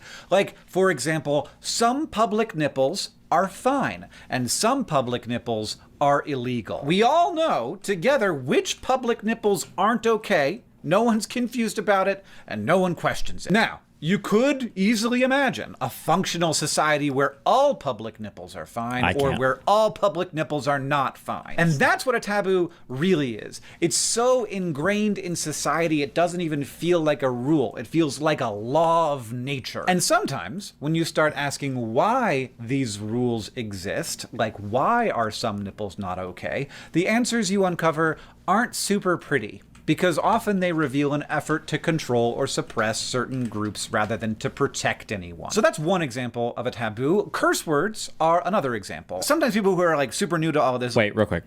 Are radars worth building to scan around like the outside area or... Like, there's no such thing as a dirty word. It's just sounds and order. But like, no, we live in a society. In the case of lots of like traditional curse words, the fact is that there are things that we do not like to talk about in polite company. There's body stuff and there's sex stuff. And the words for those things also have a tendency to become taboo, just like the things themselves. Ooh. So thus far, talking about morality, we have norms and taboos that spring from what I... Destiny ignores public health and environmental issues when discussing externalities and elasticity. Maybe the best insulin isn't a human right. What about drinkable water? Is that a human right? Fuck. Nate Trout fucking got me in YouTube chat. He exposed me. You're absolutely right. I've never in my life considered things like public health, like when we talk about vaccines, or things like environmental issues, when we talk about carbon taxes or climate. I've never even thought about those things before. You just blew my fucking mind to smithereens. Well memed, good sir. Think are undesirable aspects of culture, like rules that control women's bodies, or the ability of trans or gay people to be publicly trans or gay. And then we have like these kind of unharmful, lagging norms that reflect a previous society where we had more hang-ups around poop or sex than we do now. And so we have these powerful words that are nonetheless not really harmful or really helpful. So when morality imposes a lot of controls on people that don't allow them to live the lives that they want to live, I can see why sometimes, even often, the idea of morality has a negative connotation. But of course, morality also serves purposes that I like. And one is to create a society that's just bound together by commonalities, even if they're arbitrary. And this is why I like both cursing and the taboo on curse words. I want to be able to curse. And I can't do that if there's no taboo. Without that taboo, a curse word is just a word, and that's no fun at all. So that second thing, where we have like norms and taboos that are just kind of silly, I actually like that. I think that that's good. I think that like it binds us together as long as it's not controlling people in a way that harms them. I'm a fan. And I see how those things can have a fuzzy line between them and how that can create tension. But we live in a society and we're individuals, and this is a hard thing. And part of all of that work is just figuring out where that like line for you is going to be, and then having some fights about it in public. Which is fine. Like, of course, I've got my ideas of what's too much control and what's not enough. But in general, I think that it's good to have some like weird rules that make us us. But there's also a third thing. It's the good kind. It's the good morality that puts controls on behaviors that actually do harm to society and the people in it. Slurs are taboo because slurs are harmful. While curse words carry with them like the useless taboo of body shame, slurs carry with them the taboo of hating groups of people for no other reason beside the fact that they're different from you. Slurs are a tool that help you hate, and so we should shun the use of the tool. In the same way, there is and should be a taboo around infidelity to a partner, or cheating on a test, or tax evasion. And this is interesting. All based. We used to have like a much greater taboo on gambling, and I think I know why. It's because gambling's bad. It sucks. It harms society and individuals. And certainly the gambling addict is the most harmed person, but it's also bad for the people running the casinos and the gambling apps. I bet I could hurt people around me way more than myself with gambling addiction. Weak. It incentivizes them to become worse people. The more manipulative and underhanded they become, the more they are rewarded, and a society that rewards antisocial behavior is a worse society. And I feel like this is made worse by the fact that the people who run casinos and gambling apps aren't usually marginalized folks who haven't been like given opportunities by society to add value in other ways, and so must resort to the harmful ways to earn a living. These people have lots of skills. They could be running other businesses. The extent to which we've normalized gambling through like handheld sports gambling apps over the last 5 years, I think it's bad. I think it's like pretty bad. And it puzzles me a little bit. Like, I'm not sure how we let it happen. It does seem a little bit like we decided for a while that like, if it's a way to make money, then it's definitely good. Like, I've even seen the taboo on scamming people lifting a little bit. Like, there's some praise around scamming now in certain circles. Only when you scam That seems Sims. related. And if there's a word that I would put on scamming, 100% it's immoral. I hope we can all agree that it is good to have rules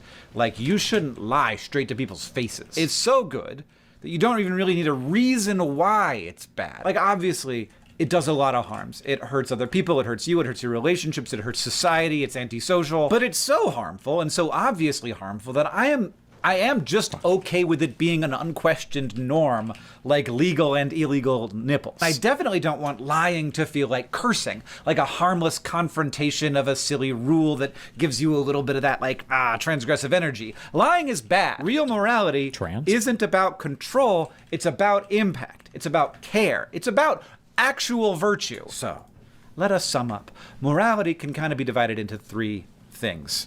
And I'm not a sociologist, and maybe of course I'm tremendously oversimplifying things here. But morality can be a way of the powerful controlling people with less power, a way to impose a structure that benefits a certain group of people. Morality can also be a way to bind society together with common rules that aren't really good or bad, but that make us us. And finally, Actually, morality can be a way to orient us toward being better people who build stronger... Is Destiny playing with bugs now? My biters have always been on, okay? I just build walls and laser turrets to keep them out. You guys keep saying like, oh, you see a biters off? No, I just defend against them because it's part of the play. And if you play Factorio and you turn biters off, that's an immoral play style.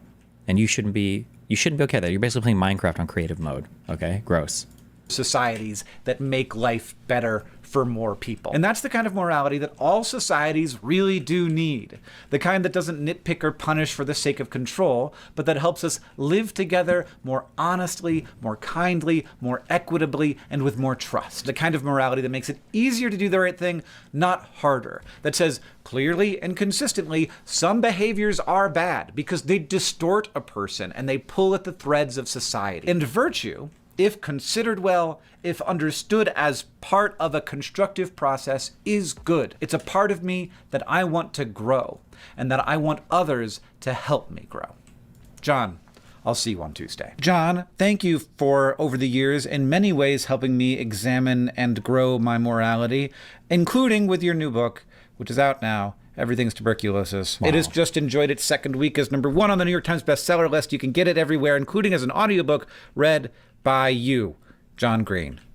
Goodbye. Goodbye. Can I just find one fucking... Is that me? Can I just find one other iron patch, please? These radars will scan and find one. Okay.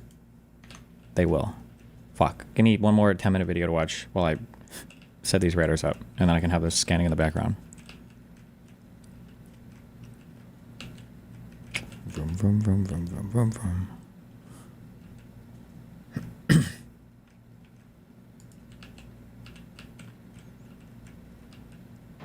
Whoops.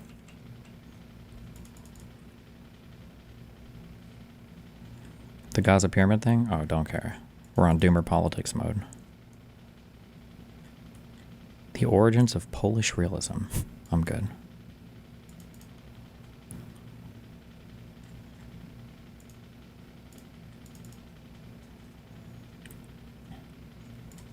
Interior design for the Anonymous Man of Reddit. We've already watched that. South Korean stuff. South Korea is over. This sounds brutal, but South Korea will soon start melting on all fronts. Demographically, economically, socially, culturally, and militarily. Because for decades, the country has been experiencing a fertility crisis unprecedented in human history. And we've probably reached a point of no return. By 2060, the South Korea we know and love today will no longer exist. What will the collapse look like? And why is it now almost impossible to stop? The real population bomb. To have a stable population, you need a fertility rate of about 2.1 children per woman. Get to work, In the guys. 1950s, South Koreans used to have 6 children on average. In the 1980s, the rate fell below 2. And in 2023, it was 0.72 kids per woman, the lowest ever recorded in history. In Seoul, fertility is even lower, around 0.55. On average, about half of the women here won't have any kids, and the other half just one. What do these numbers actually mean in the real world? If fertility stays as it is, then 100 South Koreans will have 36 kids. When they grow up, they will have 13 kids, who will then have 5. Within 4 generations, 100 South Koreans will turn into 5. Damn. If we look at today's South Korean population pyramid, we see this is pretty real. There's only one 1-year-old for 4 50-year-olds. After 4 decades below the replacement level, the consequences were still largely invisible. Today, South Korea's population is at an all-time high, as are its workforce and its GDP, which is still growing. But demographics hits you like a freight train. You hear it vaguely in the distance, and then it runs you over. Did Destiny pull out of his stocks? Never. I'll never, ever, ever, ever. Time in the market is worth more than timing the market, or something like that. South Korea is about to be hit. Let's time travel 35 years into the future to 2060 and see what the country will look like then. When it comes to demographics, the most commonly used projections are those put together by the UN. They envisage 3 scenarios: low fertility, medium, and high. But in the past, all medium UN projections for South Korea have consistently been too positive. Between 2022 and 2023 alone, fertility in South Korea dropped by another 8%. So we're going to use the latest low fertility scenario, which has been the most accurate in the last few years. Keep in mind that we're still talking about projections, and the future is a faraway land. Okay, let's do it. In 2060, South Korea's population pyramid will look like this. The population will have shrunk by 30%. 16 million South Koreans will have disappeared in just 35 years. And it'll be the oldest country in human history. 1 in 2 South Koreans will be over the age of 65. Less than 1 in 10 will be under 25. And only 1 in 100 will be small children. What if they just kill all the old people? Wouldn't this balance out? Imagine waking up in a country where the streets are strangely quiet with no children playing on them. Sounds based. Entire cities have been abandoned. Half of the population is elderly and living either alone or in overcrowded retirement homes. Land parties constantly. People desperately trying to keep society running. No kids annoying us? There will be a few major consequences. Economic collapse. In 2023, a breathtaking 40% of South Koreans over 65 lived below the poverty line. But in 2060, this number may seem lovely in comparison. Today, South Korea has one of the largest pension funds in the world, worth about 730 billion US dollars. But it's projected to stop growing in the 2040s and be completely depleted by the 2050s. So in 2060, pensions will have to be paid by the working population. Estimates vary, but for a pension system to work, the minimum a society needs is between 2 to 3 workers per retiree paying for them with their taxes. But even if we assume that all South Koreans over 15 will be working in 2060, the country will have less than 1 worker per senior. Workers will be unable to stem the incredible cost. Wait, I actually don't care about this at all. CoffeeZilla. I do care. Oh, this is an old video. We already watched this.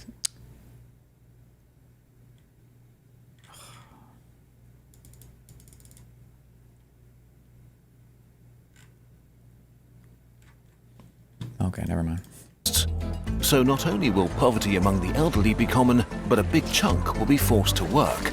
Except they may not be able to find jobs because by 2060, the South Korean economy may have collapsed. Broadly speaking, the size of an economy is linked to the size of its workforce. To have a big economy, you need a lot of workers to produce a lot of things and a lot more people to buy them.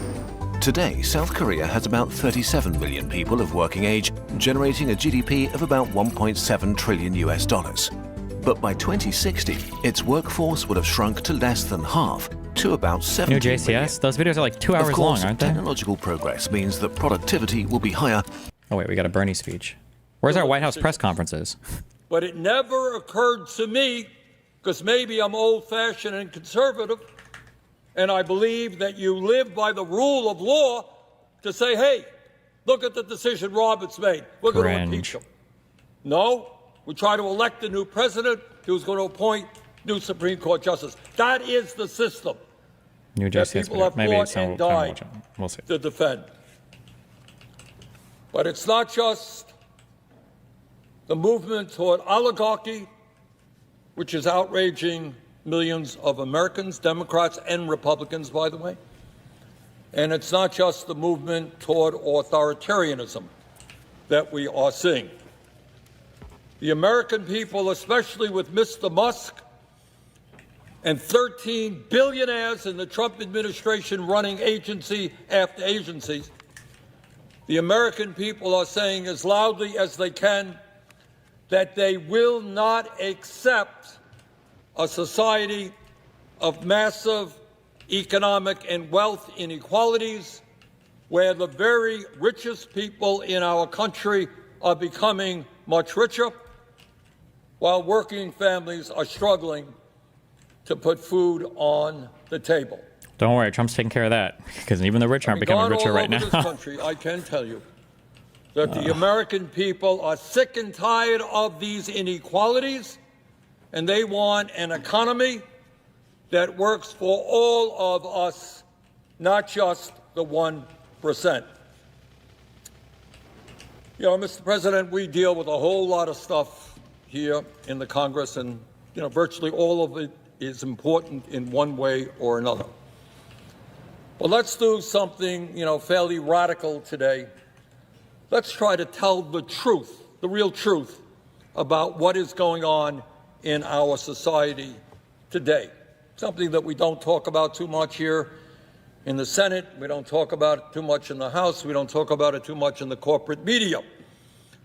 But the reality is that today we have two Americas, two very, very different Americas. And in one of those Americas, the wealthiest people have never, ever had it so good. In the whole history of our country, the people on top have never, ever had it so good as they have it today. Today, we have more income and wealth inequality than there has ever been in the history of America. Now, I know we don't discuss it. You don't see it much on TV. You don't hear it talked about here at all. Really? But the American people do not believe that it is appropriate that three people, 1, 2, 3, Mr. Musk, Mr. Bezos, and Mr. Zuckerberg, three Americans own more wealth than the bottom half of American society, 170 million people. Really? Three people own more wealth than 170 million people? Anybody here think that is vaguely appropriate? And by the way, those very same three people, three richest people in America, There it is. Thank God. right there at Trump's inaugural, standing right behind the president. So you want to know what oligarchy is? I know there's some confusion out there. What is oligarchy? Oh, and another one. Oh, my Well, goodness. it starts off when you have the three wealthiest people in the country standing right behind Base the president radars. when he gets inaugurated. The top 1% in our country now own more wealth than the bottom 90%. CEOs make 300 times more than their average worker. And unbelievably, real inflation accounted for wages today, the average American worker, if you can believe it, despite a massive increase in worker productivity, is lower today than it was 52 years ago. And during that period, there was a $75 trillion transfer of wealth.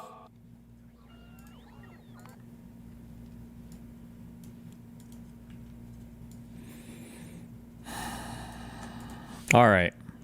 Link me that thing.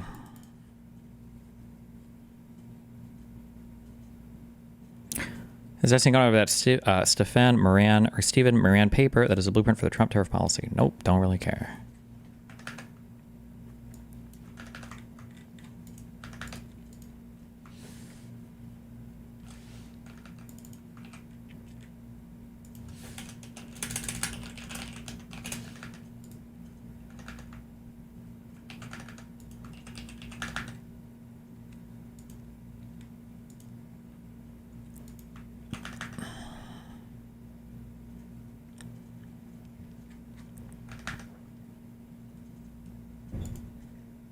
Hank Green video is just 9 minutes. We literally just watched that video. Did you just get in here?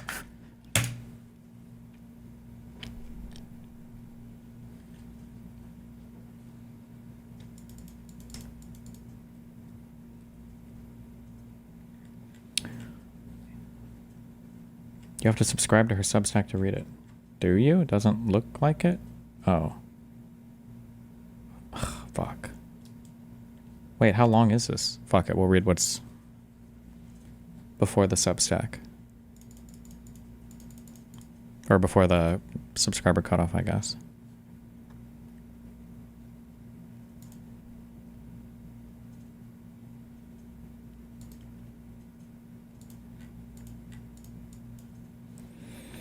All right. The abundance of bullshit. The crash out. Oh no. Wait, is the crash out the name of her blog thing? Okay. Why do you act so ass mad every time you hear the billionaire talking point? It honestly doesn't make sense for the current cabinet, or it does make sense for the current cabinet. I don't think I get ass mad. I just think it's a tired, played out one that doesn't serve much anymore. I don't think most Americans care. I think we've had a referendum like 7 times on this, and Americans just don't care about the billionaire talking point. And it also, from a policy perspective, doesn't really take us anywhere. It's just like a hollow grievance, I guess. Reminder, articles are available to you because of my beloved paid subscribers, the cherished few who forgo a large iced cold brew a month to support my work. Their contributions provide me with the financial and emotional ability to do this work. Knowing you think my work is worth paying for is as important to me as the revenue. If my work is something you feel you benefit from, it would mean the world to me if you would upgrade your subscription. There you go.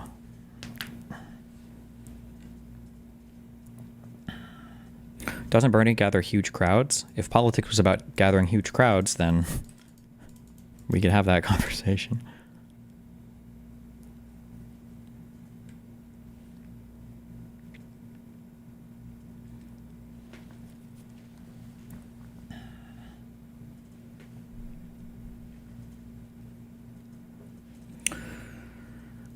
The test of our progress is not whether we add more to the abundance of those who have too much or have much, but it is whether we provide enough for those who have too little. Franklin D.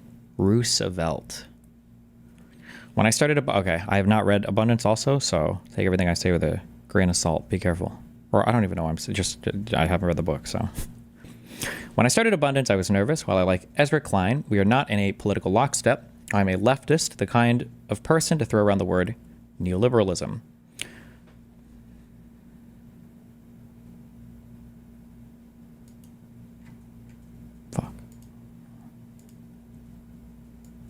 Am I retarded? Okay, I don't know what that's a link to, but... However, I'm also a reasonable person, capable of considering ideas from people who do not share my exact point of view, especially regarding policy. Regardless of your political leaning, there are certain wants from the government that I feel are inoffensive. The government should not be getting in its own way and driving up costs with ineffective regulations when it comes to delivering public goods. The government should provide for its people and innovate. I agree that there needs to be a change to zoning. I do not think regulation is good or bad. I think it is a tool. I think America should probably rhetorically focus on abundance over scarcity. Given all of this, I felt I was in a good place to assess the book on its merits. I no longer like Ezra Klein. Destiny, what about you? Do you think the American people are misguided to not care about the wealth inequality that Bernie talks about? If you want to address wealth inequality, then you should look at programs that you can fund with your government that would help that, and the tax policy that you need to accomplish that. Demonizing billionaires or saying nobody should ever be a billionaire, or demonizing CEOs or whatever, is not the way to do it. It's bad policy, and in my opinion, it's bad messaging. I no longer like Ezra Klein. While I suspected I might stumble across some framing I did not like due to some of the other major proponents of the abundance movement, this book truly made me mad. Underneath the innocuous policy arguments for regulation being too restrictive and administrative burdens weighing down innovation is a bed of lies. Oof. There, I said it. I originally set out to write an objective, unimpassioned review of this piece, but I am outraged. Here is a truth about governance that no one wants to admit. It's not sexy. There is no magic answer that fixes the country. A person who suggests that fixing the country is easy should be treated as suspect. Such a person is currently the president. He was clearly lying. The annoying thing about government is that most projects are quite unique and require a multi-pronged approach. Given that governments must deal with many different projects, it is likely that the policies they have for each area will rarely perfectly fit the project of the day. Changes will constantly be made to improve the process, but it will always kind of suck. A regulation brought in to stop fraud will add time and money to a project. I don't know how I feel about these statements, but okay.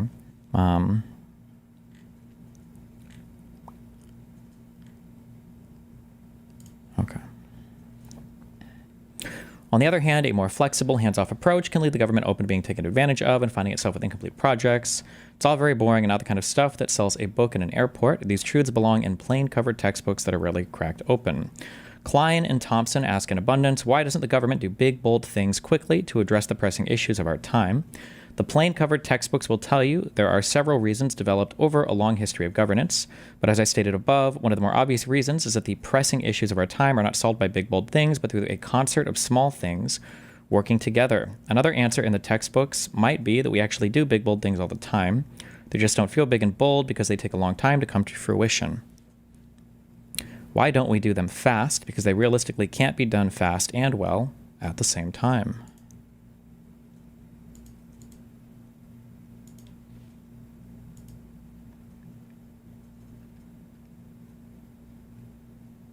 I don't like this example. Biden signs $1 trillion infrastructure bill into law. I feel like like signing a piece of legislation, I mean, it was a big achievement for Congress, but this, I don't think this is like the action completed or seen through, right?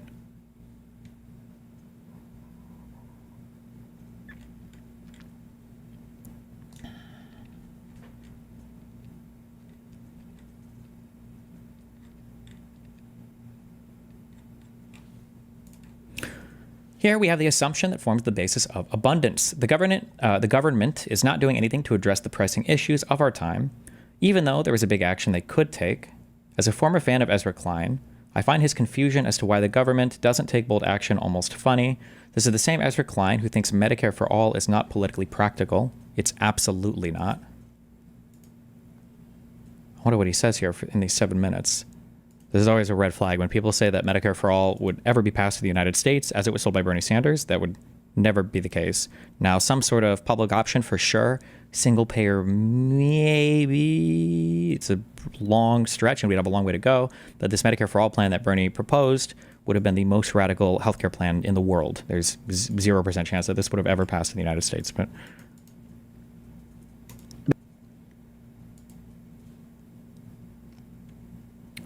she is saying the benefits of that legislation will take a while to see, Destiny.